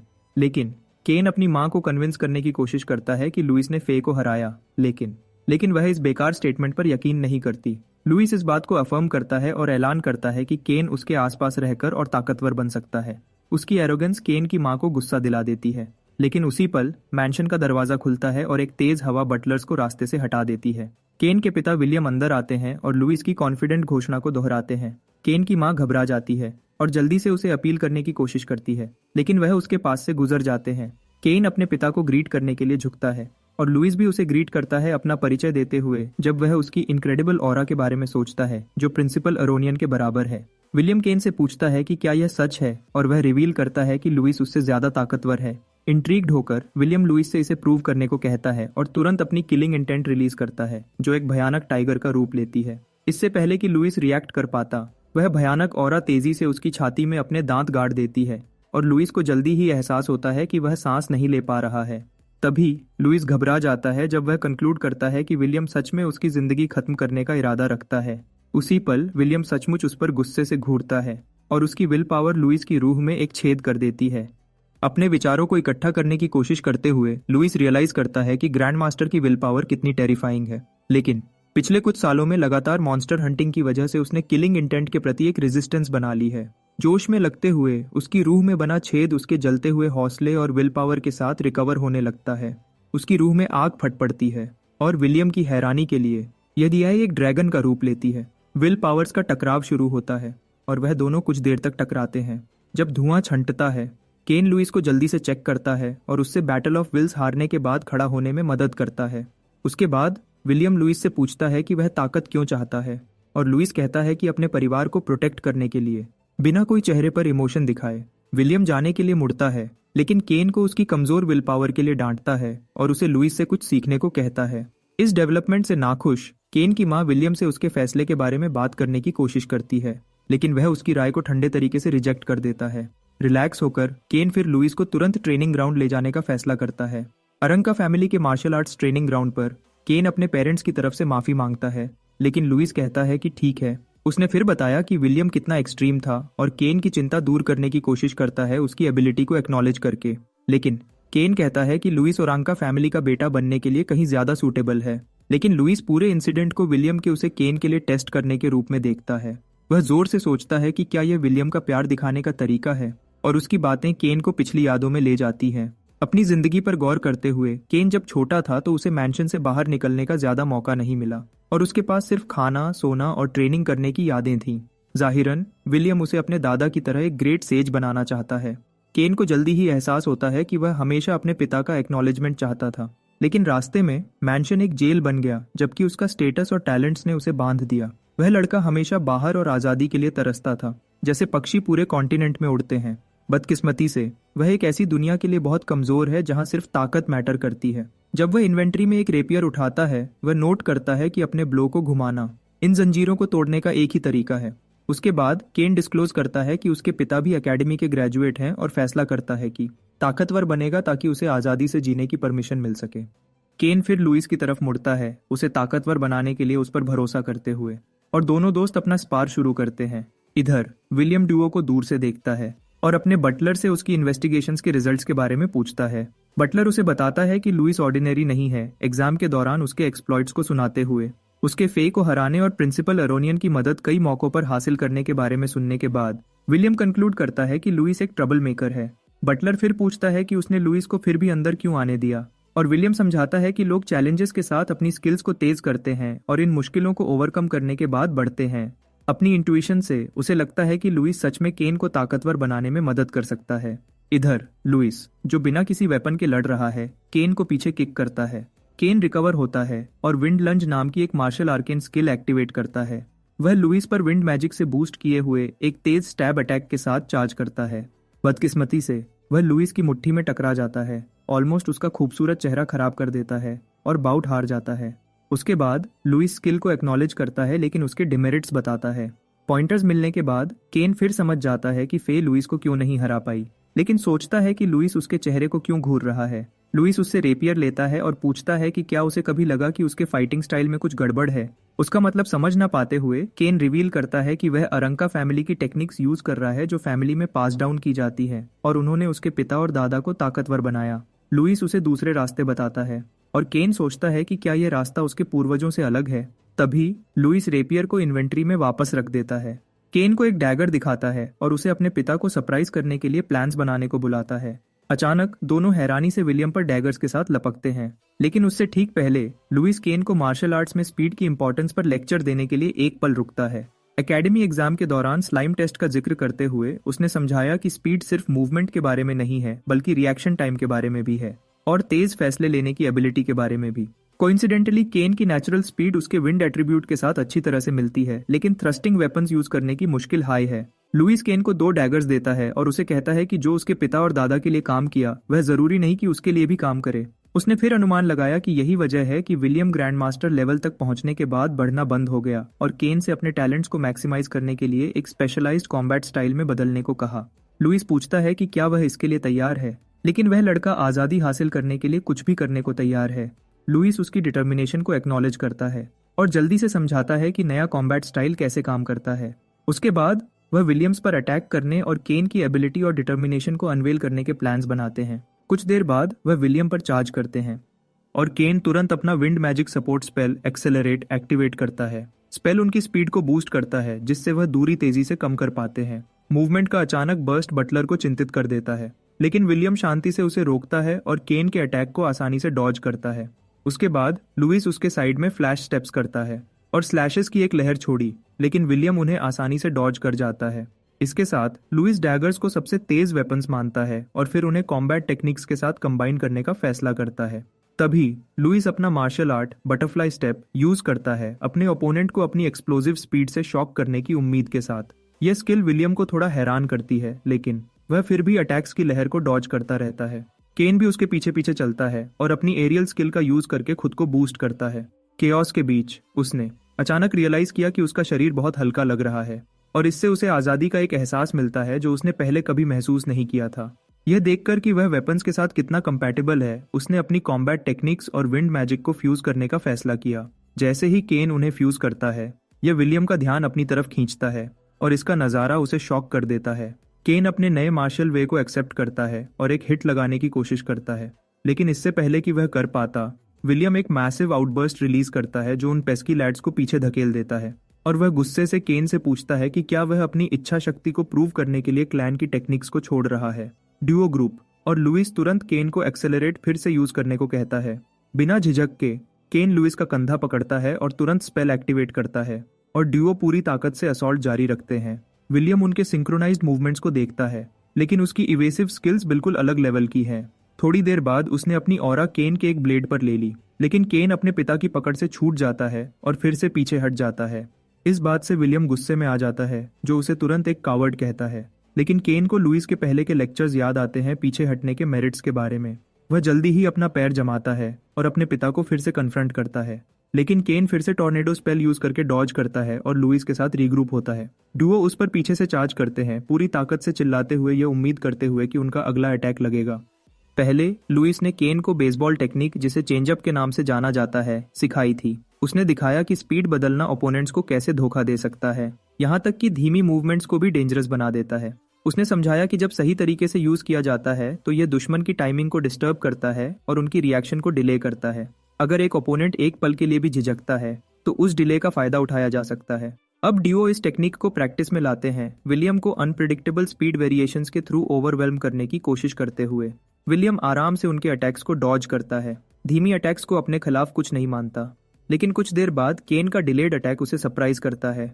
ब्लेड विलियम के कंधे पर लगती है, उसके फर को डैमेज करते हुए। सक्सेसफुल हिट लड़कों को एक्साइट करती है और वह लगातार अटैक्स जारी रखते हैं। लेकिन उनकी हैरानी के लिए विलियम कहता है कि बस हो गया। उसने केन को अपने परिवार का नाम बदनाम ना करने का ऑर्डर दिया और फिर ट्रेनिंग ग्राउंड से चले जाते हैं। केन, जो उसे अपने पिता की अप्रूवल मानता है, उससे खुश होकर कमांड को एक्सेप्ट करता है और लुइस के साथ सेलिब्रेट करता है जब विलियम बटलर के साथ वहां से चले जाते हैं। जब वह चले जाते हैं, विलियम उन दोनों द्वारा यूज की गई टेक्निक्स पर रिफ्लेक्ट करता है। हिट और रिट्रीट टैक्टिक्स उसके दिमाग में घूमते रहते हैं और स्ट्रेटेजिक विड्रॉल का आइडिया उसे इंटरेस्टिंग लगने लगता है। उसने एक डैगर मटेरियलाइज किया, ये रियलाइज करते हुए कि उसने बच्चों से कुछ नया सीखा है। इधर लुइस ग्रैंडमास्टर से लड़ने का मौका मिस करने लगता है, लेकिन केन अपनी पूरी जिंदगी का सबसे अच्छा एहसास एंजॉय कर रहा है क्योंकि उसके पिता ने उसे पहली बार एक्नॉलेज किया और उसने लुइस को इस बात को सच करने के लिए एक प्रेजेंट देने का फैसला किया। बाद में अरांकस फैमिली लाइब्रेरी में किताबों की शीर संख्या लुइस को हैरान कर देती है, लेकिन केन एक बॉक्स के साथ उसके पास आता है जिसमें रिवॉर्ड्स थे और उसे अपना रास्ता जल्दी ढूंढने में मदद करने के लिए शुक्रिया कहता है। बॉक्स के कंटेंट लुइस को हैरान कर देते हैं क्योंकि वह बहुत वैल्यूएबल हैं। अंदर बहुत वैल्यूएबल बुक्स हैं जिसमें अकेडमी के रेफरेंसेस और रेयर मैजिक टेक्स्ट्स शामिल हैं जो कॉमनर्स शायद ही कभी देखते हैं। ये उम्मीद करते हुए कि बुक्स उसकी मदद करेंगी, केन उसे वह बुक्स देता है जो बेसिक माना थ्योरी और माना एट्रीब्यूट थ्योरी सिखाते हैं, लेकिन फिर उसे मैजिक और मार्शल आर्ट्स में डिविजन्स के बारे में कुछ टिप्स भी देता है। इसके अलावा केन लुइस को मैजिक अवेकनिंग रिचुअल के बारे में लेक्चर देता है, जो एक रिचुअल है जिसे सभी नए स्टूडेंट्स को अंडरगो करना होता है। जाहिरन ये एक रिचुअल है जहां गाया की मूर्ति के थ्रू एलिमेंट्स को सेंस किया जाता है और यह चर्च टेम्पल में अंडरगो करने के लिए 10 गोल्ड कॉइन्स का खर्चा आता है, लेकिन खुशकिस्मती से लुइस के लिए एकेडमी में ये फ्री है। केन वेरियस एकेडमी फीस और फ्यूचर एक्सपेंसेस को भी लिस्ट करता है, लुइस को गिफ्ट्स एक्सेप्ट करने और जब भी उसे मदद की जरूरत हो उस पर रिलाई करने को कहता है। कुछ देर बाद लुइस गिफ्ट्स एक्सेप्ट करता है और केन की रिक्वेस्ट पर उनकी पहले वाली बेट्स को सेटल्ड मानता है। लुइस रियलाइज करता है कि उसे पैसे कमाना शुरू करना होगा और जूलियन के मैजिक फार्मेसी के जिक्र को याद करता है। अचानक उसे यह भी याद आता है कि वह अपनी पिछली जिंदगी के नॉलेज का यूज करके यूजफुल आइटम्स इन्वेंट कर सकता है और ज्यादा तेजी से पैसे कमा सकता है। इस सोच के साथ लुइस केन से उसकी फैमिली के मर्चेंट गिल्ड से कनेक्शन के बारे में पूछता है और केन उत्सुकता से उसकी वजह जानना चाहता है, लेकिन लुइस उसे राज रखता है, यह कहते हुए कि उसे जल्दी ही पता चल जाएगा। एक हफ्ते बाद फ्रेशमैन का कैंड्रिया आर्केनिस्ट एकेडमी में स्वागत किया जाता है। जैसे ही लुइस बोल्डली स्कूल ग्राउंड्स पर चलता है, रोज, एक सॉफ्टमोर, उसके कलोन की खुशबू लेती है और कंक्लूड करती है कि वह जरूर किसी नोबल से रिलेटेड होगा। आखिर उसके पास ट्रेंडी एक्सपेंसिव कलोन है। वह तुरंत उस पर लपकती है और उसे स्कूल का टूर देने का ऑफर करती है। जैसे ही रोज उसे अंदर ले जाती है, वह इन्फॉर्म करती है कि क्योंकि एम्परर बूढ़ा हो गया है, इंपीरियल एयर्स एकेडमी में नोबल्स और ग्रेट फैमिलीज के साथ लड़ रहे हैं। ये सब प्रिंसिपल की वजह से है कि चीजें ऊपर से शांत लगती हैं, लेकिन पीछे से एजुकेशनल रिसोर्सेज के लिए एक भयानक स्ट्रगल चल रही है। इसकी वजह से कोई भी स्टूडेंट जिसे टारगेट किया जाता है और पॉइंट्स अर्न करने में फेल होता है, उसे एक्सपेल किया जा सकता है। उसके साथ रोज उसके गाल को छूती है और उससे पूछती है कि उसकी फैमिली किसको सपोर्ट करती है, लेकिन ब्रायन नाम का एक लड़का दिखाई देता है और लुइस को एक कॉमनर कहता है जिसने एग्जाम रिकॉर्ड तोड़ा। इससे रोज शॉक हो जाती है क्योंकि लुइस पे लगा कलोन कोई भी अफोर्ड नहीं कर सकता, तो वह गुस्से में आ जाती है और वहां से चली जाती है। लुइस फिर ब्रायन से हाथ मिलाता है और ब्रायन उसे इन्फॉर्म करता है कि एकेडमी एक मिनिएचर एम्पायर है और लुइस को रोज जैसे बहुत से लोगों का सामना करना पड़ेगा। अचानक केन लुइस को आवाज देता है और जैसे ही ब्रायन उसे देखता है, वह वहां से चला जाता है। हैरान होकर केन लुइस से पूछता है कि उसने ब्रायन से क्या बात की और लुइस बताता है कि उन्होंने बस एक दूसरे को ग्रीट किया। वहां उसे पता चलता है कि ब्रायन चांसलर का बेटा है। उनके पीछे से दो फेमिलियर फेसेस दिखाई देते हैं और फे उनमें से एक ब्रायन को वीक विल्ड कहती है और कहती है कि उसे वह पसंद नहीं है। केन उस पर गुस्सा हो जाता है और उस पर चिल्लाता है कि उसने इनडायरेक्टली उसे कमजोर कहा।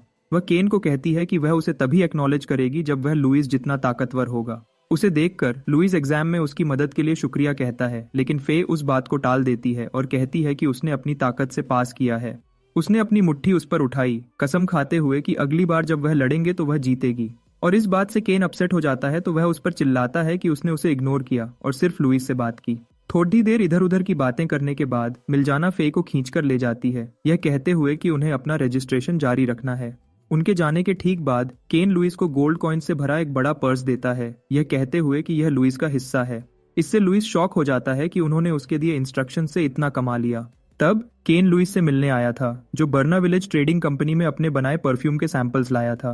पहले तो केन को यकीन नहीं था कि ऐसी अच्छी खुशबू इतनी अच्छी बिकेगी, लेकिन अब कलोन की सक्सेस देखने के बाद वह सोचता है कि क्या उसे अपनी माँ को भी ट्राई करवाना चाहिए। उसके साथ वह राज को अपने बीच रखने का फैसला करते हैं और वह अपना रजिस्ट्रेशन कंप्लीट करने के लिए स्टूडेंट रिसेप्शन पे चलते हैं। जल्दी ही लुइस को एक क्रेडिट कार्ड दिया जाता है और लाइन में खड़े नोबल्स उनके क्लासमेट होने से नाखुश हैं। तो वह बीडीडी धाते हैं कि उसने जरूर केन और फे की सक्सेस का यूज करके अंदर प्रवेश किया है। उन्हें सुनने के बाद लुइस को पता चलता है कि शीथ को एक्सपेल कर दिया गया है, तो वह केन से इस बारे में पूछता है और केन उसे इन्फॉर्म करता है कि शीथ ही असैसिन्स के पीछे का मास्टरमाइंड था और जब स्कूल को पता चला, प्रिंसिपल ने उसे एक्सपेल कर दिया। लुइस तुरंत फ्राउन करता है, यह जानकर कि शीथ ही था जिसने उसे लगभग मरवा दिया था, लेकिन जैसे कि यह काफी नहीं है। केन स्टूडेंट्स के एक ग्रुप की तरफ इशारा करता है और लुइस को बताता है कि शीथ का एक बड़ा भाई है जिसका नाम जेस है और उन्हें नहीं पता कि वह क्या करेगा, इसलिए बेहतर है कि लुइस केन के पास रहे।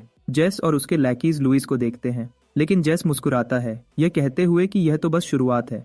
वह कसम खाता है कि लुइस धीरे धीरे निराशा महसूस करेगा। उस दिन बाद में एकेडमी के ग्रैंड हॉल में प्रिंसिपल फ्रेशमैन का स्वागत करता है और उन्हें संबोधित करता है।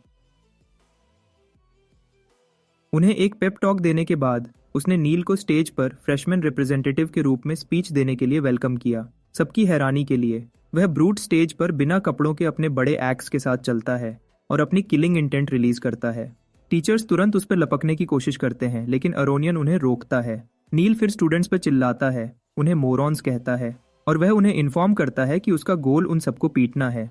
वह तुरंत उस पर गुस्सा हो जाते हैं और उस पर चिल्लाते हैं कि वह खुद को कोई हॉटशॉट क्यों समझता है, लेकिन नील अपनी इंसल्ट को और बढ़ा देता है। नील का ड्रामा देखते ही उसका नया होमरूम टीचर, जो जानता है कि उसके लिए क्या है, शिकायत करना शुरू कर देता है, लेकिन अरोनियन उसे शांत करता है। अचानक नील अपनी एक्स भीड़ में फेंक देता है, चिल्लाते हुए कि स्टूडेंट्स में से एक उसका मेन टारगेट है। वह चीज लुइस के ठीक सामने टकराती है और उसी पल नील गैप फिल करता है और एक्स हैंडल पर बैठ जाता है। वह लुइस का नाम पुकारता है, उसे ऐसे देखते हुए जैसे वह उसका डिनर हो। फिर वह ऐलान करता है कि वह लड़ेंगे। केन तुरंत बीच में आता है, नील को याद दिलाते हुए कि एंट्रेंस सेरेमोनी अभी भी चल रही है। वह नील का रास्ता रोकने की कोशिश करता है, उस ब्रूट पर चिल्लाते हुए कि लुइस से दूर रहे, लेकिन फिर नील लुइस से बात करना जारी रखता है। पूछता है कि क्या वह उसके बगल वाले बदबोले की तरह नहीं है जो सिर्फ बोलता है लेकिन कुछ करता नहीं। गुस्से में केन नील पर गुस्सा हो जाता है और फिर उस पर एक मुट्ठी मारता है, लेकिन लुइस उसे रोकता है और उसे शांत होने को कहता है। नील दूसरी तरफ एक्साइटेड है और वह उन्हें कहता है कि उसे उन दोनों से लड़ने में कोई प्रॉब्लम नहीं है। सिचुएशन को शांत करने के लिए ब्रायन आता है और नील को लुइस के साथ मिलकर रहने की एडवाइस देता है। आखिर वह दोनों टैलेंटेड कॉमनर्स हैं और अगर नील ऐसा ही करता रहा तो वह एकेडमी में ज्यादा देर नहीं टिक पाएगा। एक नज़र में नील ब्रायन को भाग जाने को कहता है और उसे एक स्मॉल फ्राई कहता है जिसमें उसकी कोई दिलचस्पी नहीं है। ब्रायन तुरंत ऑफेंड हो जाता है और दूसरे नोबल्स कंक्लूड करते हैं कि कॉमनर्स को एकेडमी में अलाउ नहीं करना चाहिए क्योंकि उनमें मैनर्स नहीं होते। केन ब्रायन पर हंसी उड़ाता है खुद को एम्बेरेस्ड करने के लिए सामने आकर। उसने फिर अपनी मुट्ठियां तोड़ ढाता है और नील से लड़ने की तैयारी करता है जो उनकी बैटल के लिए उत्सुक लगता है। बदकिस्मती से एक टीचर आता है और नील को रोकता है। उसने उन्हें बताया कि student on student fights prohibited हैं, टेस्ट्स और टूर्नामेंट्स के अलावा, और उसके लिए एक टीचर का मौजूद होना जरूरी है। अगर वह कभी रूल वायोलेट करते हैं तो ऐसे स्टूडेंट को एक्सपेल कर दिया जाएगा। ये रियलाइज करते हुए कि रैंडमली फाइट्स पिक करने से उसे एक्सपेल किया जा सकता है, नील हंसता है और मानता है कि यह एक झंझट होगा। तो उसने अपनी एक्स उठाई और ऐलान किया कि उनकी फाइट होल्ड पर है। जाने से पहले उसने लुइस को अपना इंतजार करने को कहा। उसके ठीक बाद टीचर सबको डिसमिस करता है और वह उन्हें इन्फॉर्म करता है कि उनकी लेक्चर्स अगले दिन शुरू होंगे। कंफ्यूज्ड होकर लुइस सोचता है कि नील उससे लड़ना क्यों चाहता है, तो केन इसका इल्जाम फे पे लगाता है, उसे मसल हेड कहते हुए। वह तुरंत उस पर अटैक करती है खुद को और लुइस को लगभग एक्सपेल करवाने के लिए। फिर उसने लुइस से माफी मांगी, कन्फेस करते हुए कि यह उसकी गलती है क्योंकि उसने नील से फाइनल एग्जाम्स में लड़ा था। तब टाइम खत्म होने की वजह से वह टाई हो गए थे, लेकिन क्योंकि नील ने सुना था कि फे लुइस से हारी थी, तब से वह उसे लड़ने के लिए बेचैन था। खुशकिस्मती से लुइस ने पहले रिएक्ट नहीं किया जब नील ने उसे टॉन्ट किया था। अगर नहीं तो फे को बुरा लगता अगर वह एक्सपेल हो जाता। कुछ सेकंड्स में केन लुइस को खींच कर ले जाता है और नोट करता है कि दूसरे स्टूडेंट्स उनसे नफरत करते हैं। उस दिन बाद में एकेडमी शॉप पर लुइस लगभग घबरा जाता है ये नोटिस करके कि वहां बिकने वाली आइटम्स कितनी महंगी हैं। अटेंडेंट उसे सिल्वर कॉइन्स से लेकर गोल्ड कॉइन्स तक के पिलोज बेचने की कोशिश करता है और इससे वह बेचारा लड़का कैलकुलेट करने लगता है कि एकेडमी में वैल्यूएबल कॉइन्स कितनी कम खर्च किए जाते हैं। उसकी हैरानी के लिए केन उसे बताता है कि प्रोडक्ट्स महंगे नहीं हैं और वही जगह है जहां लुइस अपनी डेली नेसेसिटीज खरीदेगा। ये अचानक रियलाइजेशन लुइस को सिखाता है कि कॉइन्स और क्रेडिट्स कितने इंपॉर्टेंट हैं। वह कंजूस सबसे सस्ता स्टार्टर किट खरीदता है, फिर कलोन बेचकर पैसे कमाने के लिए अपने सितारों का शुक्रिया करता है। उसने बचे हुए फंड्स को ऑर्फनेज में भेजने का भी प्लान बनाया। शॉप पर बिकने वाले गुड्स के सेट्स को ऑब्जर्व करने के बाद लुइस नोट करता है कि उसे पैसे कमाने के दूसरे तरीके ढूंढने होंगे। जब लड़कियां अपने डॉर्मेट्री की तरफ जाती हैं, फे उन्हें फेयरवेल कहती है और लुइस को बताती है कि वह अगले दिन उसकी मैजिक अवेकनिंग सेरेमनी में आएगी। वह उन्हें कूलर्स लिए हुए देखता है और उन ऑब्जेक्ट्स की तरफ अट्रैक्ट होता है, तो वह और पैसे कमाने के लिए ज्यादा मेहनत करने की कसम खाता है ताकि उन्हें अफोर्ड कर सके। बाद में डॉर्मेट्री में लुइस अपने रूम में जाता है और उम्मीद करता है कि उसे रूममेट के रूप में कोई स्कीमर नहीं मिलेगा। जैसे ही वह रूम में एंटर करने वाला होता है, वह एक इंसान का पिलो और फुटॉन रूम के बाहर फेंका हुआ देखता है, तो वह अंदर देखता है और नोबल्स द्वारा बुली किए जाते हुए देखता है। वह गुस्से से स्टूडेंट पे चिल्लाते हैं, लेकिन वह लड़का शांत रहता है, तो उनमें से एक उसे कॉलर से पकड़ लेता है, लेकिन लुइस बुली के हाथ में एक वाइटल पॉइंट को छूता है। वह बुली इफेक्ट से शॉक हो जाता है और जैसे ही लुइस उन्हें याद दिलाता है कि ड्यूल्स प्रोहिबिटेड हैं, इंजर्ड हाथ वाला नोबल खुद का बचाव करता है, यह कहते हुए कि उन्होंने कुछ नहीं किया। उसने फिर लुइस पर अटैक करने की कोशिश की उसे दर्द देने के लिए, लेकिन लुइस लड़के की हथेली पर स्ट्राइक करता है और नर्व्स बुली के हाथ को कंट्रोल करती है जो उसके लैकी के चेहरे पर टकराता है। लुइस फिर उनसे पूछता है कि उसने कब किसी को मारा और वह कंफ्यूज हो जाते हैं, तो लुइस बुली के पैर पर वाइटल पॉइंट पर स्ट्राइक करता है और वह लड़का एक और लैकी को किक कर देता है, जबकि बुली समझने की कोशिश कर रहा होता है कि क्या हो रहा है। लुइस उसे आखिरी बार स्ट्राइक करता है और लड़के का शरीर उसके दोस्तों पर गिर जाता है। वह ब्रैड समझ जाता है और उसे एहसास होता है कि यह सब लुइस ही कर रहा है, लेकिन लुइस इस बात से इनकार करता है। वह लड़का इंसिस्ट करता है, ये कहते हुए कि लुइस ही उसका शरीर कंट्रोल कर रहा है और वह लुइस को एक मॉन्स्टर कहता है। लुइस उस पर घूरता है और वह लड़का डर के मारे कांपने लगता है। खुशकिस्मती से छोटा शांत स्टूडेंट लुइस को इस बात को और आगे बढ़ाने से रोकता है। लुइस फिर सुझाव देता है कि अगर बुलीज को कोई प्रॉब्लम है तो प्रिंसिपल को रिपोर्ट करें, और वह तुरंत भाग जाते हैं चिल्लाते हुए कि वह उसे जलील करने का बदला लेंगे।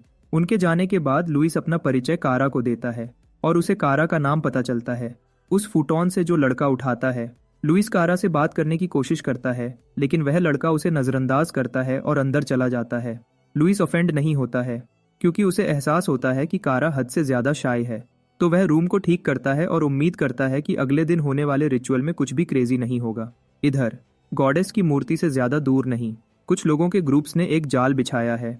अगले दिन गॉडेस के मंदिर में फ्रेशमैन जो अपनी मैजिक अवेकन करने आए हैं, गाया की जाइगेंटिक मूर्ति को घूरते हैं जो उनकी दुनिया की देवी है। इंस्ट्रक्टर फिर नरेट करता है कि कैसे गाया ने एक बार इंसानों और मॉन्स्टर्स के एक साथ रहने के लिए दुनिया बनाई थी, लेकिन मॉन्स्टर्स ने अपनी ओवरवेलमिंग पावर का यूज करना शुरू कर दिया, आसमान को जीत लिया, जमीन और समुंदर को। इसकी वजह से उनके बीच के ब्रूटल पावर स्ट्रगल ने दुनिया को उनके खून में नहलाया और इंसान भी इस केओस से बच नहीं पाए। इस बात से गाया गुस्सा हुई तो उसने इंसानों को अपनी ब्लेसिंग्स दी जिनमें मैजिकल पावर की कमी थी और उन्होंने दुनिया के चारों एलिमेंट्स को समझा। उसके बाद उन्होंने मार्शल आर्केन बनाया और कई बैटल्स के बाद उन्होंने अपने दुश्मनों को हराया और दुनिया के नए शासक बन गए। इंस्ट्रक्टर फिर स्टूडेंट्स को इन्फॉर्म करता है कि वह भी गॉडेस की ब्लेसिंग्स रिसीव करेंगे और मैजिक अवेकन करेंगे। उसकी कहानी सुनने के बाद लुइस गंभीर लगता है और वह नोट करता है कि इंस्ट्रक्टर ने पहले हीरो का जिक्र नहीं किया। कारा उसे नोटिस करता है, लेकिन उन्हें अचानक इंस्ट्रक्टर बुलाता है और वह उन्हें अपने पीछे आने को कहता है। वह आदमी उन्हें स्पेसिफिक टाइल्स पे ले जाता है और उन्हें उन पर बैठने का इंस्ट्रक्शन देता है, क्योंकि अगर उनमें मैजिक के लिए टैलेंट है तो वह एलिमेंट्स को सेंस करेंगे, लेकिन अगर नहीं तो एकेडमी को उनकी जरूरत नहीं है। वह आदमी ये सब लुइस पर घूरते हुए कहता है और कुछ पल बाद उसने दूसरों को बैठने का इंस्ट्रक्शन दिया। लुइस ने इंस्ट्रक्टर की घूर को नोटिस किया और इससे वह सोचने लगा कि क्या वह आदमी उससे नफरत करता है। एक बार जब सब बैठ जाते हैं, इंस्ट्रक्टर उन्हें बताता है कि कैसे चारों एलिमेंट्स उनकी दुनिया की फाउंडेशन है और उन्हें समझने के लिए उन्हें अपने दिमाग को तेज करना चाहिए। उसके साथ उसने चांट शुरू किया और अगला क्या हुआ, एलिमेंटल सिंबल्स मूर्ति को रोशन कर देते हैं और इससे वह स्टूडेंट्स हैरान हो जाते हैं जो गॉडेस का एक विशाल एवटार देखते हैं जो स्पेस में तैर रहा है। उसके आसपास कई एलिमेंटल बबल्स बिखरे हुए हैं। जब वह कॉन्सेंट्रेट करते हैं, बहुत से स्टूडेंट्स को चारों एलिमेंट्स में से एक मिलता है। कुछ खुशियां मनाते हैं जबकि कुछ शिकायत करते हैं क्योंकि उन्हें जो एलिमेंट मिला वह उनके प्रोपोज्ड करियर पाथ के लिए सूटेबल नहीं था। अचानक नील दो एलिमेंट्स के फ्लेम वॉर्टेक्स से घिर जाता है और सब हैरान हैं कि उसे अर्थ और फायर दोनों एट्रीब्यूट्स मिले हैं। इस पॉइंट पर वह सोचने लगते हैं कि नील एक जीनियस है क्योंकि वह दोनों एलिमेंट्स को अपने हिसाब से चला सकता है। एक्साइटेड होकर वह मसल हेड अपनी फ्लेम्स को जलाता है और खुश होता है, जबकि एलिमेंट्स को ओबे करने का ऑर्डर देता है। उसने फिर लुइस पर नजर डाली और ऐलान किया कि अगर लुइस अवेकन नहीं कर पाया तो वह उसका राइवल नहीं है। तो उसने कहा कि लुइस को उसे निराश नहीं करना चाहिए। दूसरे उसकी लाइन ऑफ साइट को फॉलो करते हैं और वह लुइस से भी उन्हें शॉक करने की उम्मीद करते हैं, लेकिन वह देखते हैं कि लुइस के आसपास कोई एलिमेंट्स नहीं है। वह बेचारा लड़का दूसरी तरफ बहुत मेहनत से कॉन्सेंट्रेट करता है और वह सोचता है कि उसे कुछ भी क्यों नहीं महसूस हो रहा है। पहले तो वह सोचता है कि क्या ये इसलिए है क्योंकि वह इस दुनिया से नहीं है, लेकिन फिर उसे याद आता है कि जब उसने केन के साथ स्पार किया था तो उसने थोड़ी अजीब पावर महसूस की थी। अभी लुइस को लग रहा है कि उसका दिमाग पोल्यूट हो रहा है, तो वह ऐलान करता है कि उसकी इच्छा शक्ति इतनी आसानी से नहीं टूटेगी। वह लड़का चिल्लाता है और मेंटल बाइंड को तोड़ देता है, उसके विचारों को जलाते हुए। तुरंत 4 रंगों की रोशनी उसके आसपास इकट्ठा होती है और यह इंस्ट्रक्टर को हैरान कर देती है क्योंकि उसे याद आता है कि उसने लुइस जिस टाइल पर बैठा है उस पर एक मैजिक सर्कल सेट किया था ताकि लड़के के दिमाग को बाहर से काट सके। लुइस फिर रोशनी के रंगों में से एक को छूने की कोशिश करता है, लेकिन वह उससे दूर भाग जाता है। उसने फिर बार बार उन्हें पकड़ने की कोशिश की, लेकिन फेल हो गया। कंफ्यूज्ड होकर वह लड़का सोचता है कि उसे उन्हें सेंस कैसे कर पा रहा है, लेकिन छू नहीं पा रहा है। इंस्ट्रक्टर जो अभी भी उसे ऑब्जर्व कर रहा है मुस्कुराता है, ये नोट करते हुए कि लुइस गलत है अगर वह सोचता है कि मेंटल बैरियर से बचना उसके लिए अवेकन करने के लिए काफी है। वह ड्यूबियस आदमी बताता है कि कन्फाइनमेंट सर्कल और मैजिक फॉरबिडन और भी थे जो उसने लुइस के लिए यूज किए थे, क्योंकि कुछ लोग लुइस को कुचलवाना चाहते थे और क्योंकि उन्होंने इंस्ट्रक्टर को इसके लिए पे किया था तो वह पीछे नहीं हट सकता। तो वह रिचुअल खत्म होने का इंतजार करता है ताकि लुइस निराश हो सके। कई घंटों बाद दूसरे स्टूडेंट्स वहां से चले जाते हैं, लेकिन लुइस और कारा अभी भी मेडिटेट कर रहे हैं। तो नोबल्स लुइस का मजाक उड़ाते हैं और उसे लेट डाउन कहते हैं। कारा दूसरी तरफ कुछ गलत महसूस करता है, तो वह लुइस को इन्फॉर्म करता है कि उसके टाइल्स के नीचे एक जाल है। वक्त जाया किए बिना लुइस टाइल को तोड़ देता है और उसे ठीक उसके नीचे मैजिक फॉरबिडन ऑर्ब दिखता है। कंफ्यूज्ड होकर वह सोचता है कि यह ऑर्ब क्या है, लेकिन कारा जो बाहर जा रहा है लुइस को जल्दी करने को कहता है। हालांकि लुइस क्यूरियस है, वह दरवाजे के ऊपर से कदम रखता है, टूटे हुए टाइल्स से दूर और कॉन्सेंट्रेट करता है। और उसी पल मंदिर में बचे हुए स्टूडेंट्स हैरान हो जाते हैं जब वह 4 रंगों की रोशनी देखते हैं, लुइस के आसपास एक वॉर्टेक्स बनाते हुए। हैरान होकर इंस्ट्रक्टर सोचता है कि लुइस अवेकन कैसे कर पाया, क्योंकि एक मास्टर को भी कन्फाइनमेंट सर्कल और मैजिक फॉरबिडन ऑर्ब को तोड़ना नहीं चाहिए। वह आदमी फिर एक्ट करने की कोशिश करता है, लेकिन अचानक प्रिंसिपल अरोनियन दिखाई देते हैं और उसे शांत रहने को कहते हैं। दूसरे स्टूडेंट्स जिन्होंने लुइस को अवेकन करते हुए नहीं देखा था, प्रिंसिपल को देखकर हैरान हैं, तो वह कंक्लूड करते हैं कि वह लुइस को चेक करने आए थे जो अवेकन करने में स्ट्रगल कर रहा था। कुछ तो यह भी सोचने लगते हैं कि लुइस और प्रिंसिपल के बीच कोई राज है। जब इंस्ट्रक्टर एरोनियन को दूर जाते हुए देखता है तो वह मन ही मन गाली देता है, क्योंकि उनका प्लान प्रिंसिपल के आने की वजह से फेल हो गया था और लगभग एक्सपोज हो गया था। तो बाद में उसी शाम वह जेस से मिलता है और उसे इन्फॉर्म करता है कि उनका प्लान फेल हो गया है। साथ ही सेफ साइड रहने के लिए इंस्ट्रक्टर जेस को वार्न करता है कि अभी उसे कांटेक्ट ना करे। जेस सिर्फ लुइस को बच निकलने के लिए गाली दे सकता है। इधर मंदिर में अरोनियन काइली को कांटेक्ट करता है सिड के मूवमेंट्स पर नजर रखने के लिए, क्योंकि वह बाहर के लोगों को अपनी एकेडमी में गड़बड़ मचाने नहीं देना चाहता। ऑब्स्टेकल से छुटकारा पाने के बाद अरोनियन लुइस को देखता है और लड़के को एलिमेंट्स को खुद ही मैनिपुलेट करना सीखने के लिए छोड़ देता है। लुइस दूसरी तरफ रोशनी के बॉल्स को ऑब्जर्व करता है और नोट करता है कि वह बिल्कुल वैसे ही हैं जैसे केन ने डिस्क्राइब किए थे। तब जब केन उसे एलिमेंट्स के बारे में एजुकेट कर रहा था, लुइस को पता चला कि मॉन्स्टर्स बचपन से एलिमेंट्स क्यों यूज कर सकते थे, इंसानों के अलावा जिन्हें अवेकन करने की जरूरत थी कि उनमें मैजिक क्रिस्टल्स होते हैं। हर क्रिस्टल में अलग अलग एलिमेंटल पावर्स होती हैं और इसीलिए ये मॉन्स्टर्स अलग अलग एलिमेंट्स को कंट्रोल कर सकते थे। जहां तक इंसानों की बात है, वह एक एलिमेंट द्वारा अप्रोच किए जाने के बाद अवेकनिंग रिचुअल करते हैं और वह मैजिक यूज नहीं कर सकते जब तक वह आसपास के एलिमेंट्स को मैनिपुलेट ना करें। केन ने लुइस पर एक मैजिक क्रिस्टल फेंका, यह समझाते हुए कि एक को एलिमेंट द्वारा पहचाने जाने के ठीक बाद अपने दिमाग और शरीर को ट्रेन करना होता है। क्यूरियस होकर लुइस ने पूछा कि क्या मैजिक क्रिस्टल्स ही एलिमेंट्स हैं, लेकिन केन ने उसे इन्फॉर्म किया कि दुनिया में सब कुछ एलिमेंट्स से बना है। जब लुइस अपनी आंखें खोलता है तो उसे वाटर एलिमेंट अपनी तरफ आता हुआ दिखता है, तो वह उसे छूने की कोशिश करता है। इस बार पार्टिकल उससे दूर नहीं भागता और जब लुइस उससे कांटेक्ट करता है, उसे समुद्री जानवरों की जबरदस्त ताकत का एहसास होता है और उसे पता चलता है कि दुनिया का एसेंस गाया की मर्जी से मैनिफेस्ट होता है। लुइस के आसपास का वॉर्टेक्स आउट ऑफ कंट्रोल होने लगता है, तो अरोनियन जो उसे क्लोजली देख रहा है तुरंत गॉडेस बैरियर सील एक्टिवेट करता है और इससे गॉडेस लुइस को और चारों एलिमेंट्स से बने एक बैरियर में फंसा लेती है। तुरंत लुइस का हेयर डाई फेड हो जाता है, उसके ब्लैक हेयर एक्सपोज हो जाते हैं। खुशकिस्मती से बैरियर एक ब्राइट लाइट प्रोड्यूस करती है जो शॉक्ड स्टूडेंट्स को लुइस को देखने से रोकती है। उन्हें बस इस बात की चिंता है कि उसने इतनी बड़ी मैजिकल वेव क्यों प्रोड्यूस की और प्रिंसिपल ने उसे सील करने का फैसला क्यों किया। बैरियर मेंटेन करते हुए अरोनियन लुइस पर चिल्लाता है शांत होने को और अपने आसपास से प्रभावित ना होने को। लुइस अरोनियन की बातें सुनता है और आखिरकार शांत हो जाता है। इस बार वह एलिमेंट्स को ऑब्जर्व करता है और रियलाइज करता है कि वह साइंस के एलिमेंट्री पार्टिकल्स से बहुत मिलते जुलते हैं, तो वह अपनी थ्योरी को उनकी फ्रीक्वेंसी बदलकर टेस्ट करता है और उसी पल रोशनी का बॉल फट पड़ता है और एलिमेंट्स अपने सिंबल्स दिखाते हैं। तभी वॉर्टेक्स बहुत तेजी से घूमने लगता है और इससे अरोनियन और आसपास के स्टूडेंट्स इतने चिंतित हो जाते हैं कि वह मानते हैं कि लुइस की ऑरा नील की ऑरा से कहीं ज्यादा टेरिफाइंग है। ये नोटिस करते हुए कि लुइस आउट ऑफ कंट्रोल नहीं हो रहा है, अरोनियन उसकी इमेजिनेशन से ज्यादा होने के लिए उसकी तारीफ करता है, जबकि एलिमेंट्स को क्लोजली ऑब्जर्व करता है। लुइस कंक्लूड करता है कि मैजिकल एसेंस एलिमेंट्री पार्टिकल्स जैसी ही है और इसकी वजह से इसका मतलब है कि इंसान शायद मैजिक को मॉन्स्टर्स की तरह आसानी से यूज कर पाएंगे। उसके साथ वह एलिमेंट को एब्जॉर्ब करता है और नोट करता है कि एलिमेंट्री पार्टिकल्स की तरह वह भी लगातार मोशन में होते हैं, जिसका मतलब है कि उनकी मूवमेंट को ची और ब्रीदिंग के फ्लो के साथ हार्मोनाइज करके एलिमेंट्स का सर्कुलेशन ज्यादा स्मूथ हो जाता है। और अगर ऐसा है तो लुइस शायद अपने शरीर में एक मैजिक क्रिस्टल बना पाएगा और मैजिक को चीगोंग टेक्निक्स की तरह यूज कर पाएगा। लुइस बहुत मेहनत से कॉन्सेंट्रेट करता है और उसकी आंख में एक क्रिस्टल शेप बनती है। तुरंत उसके आसपास आइस क्रिस्टल्स उगते हैं और उसे रोकने के लिए यूज किया गया बैरियर टुकड़ों में टूट जाता है।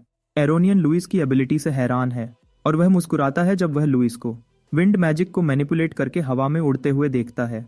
दूसरे स्टूडेंट सीन को देखकर अपनी जान बचाने के लिए भागते हैं और मदद के लिए चिल्लाते हैं जब आइस क्रिस्टल्स उनके पीछे तेजी से फटते हैं, जब तक वह आखिरकार हड्डियों तक जम नहीं जाते।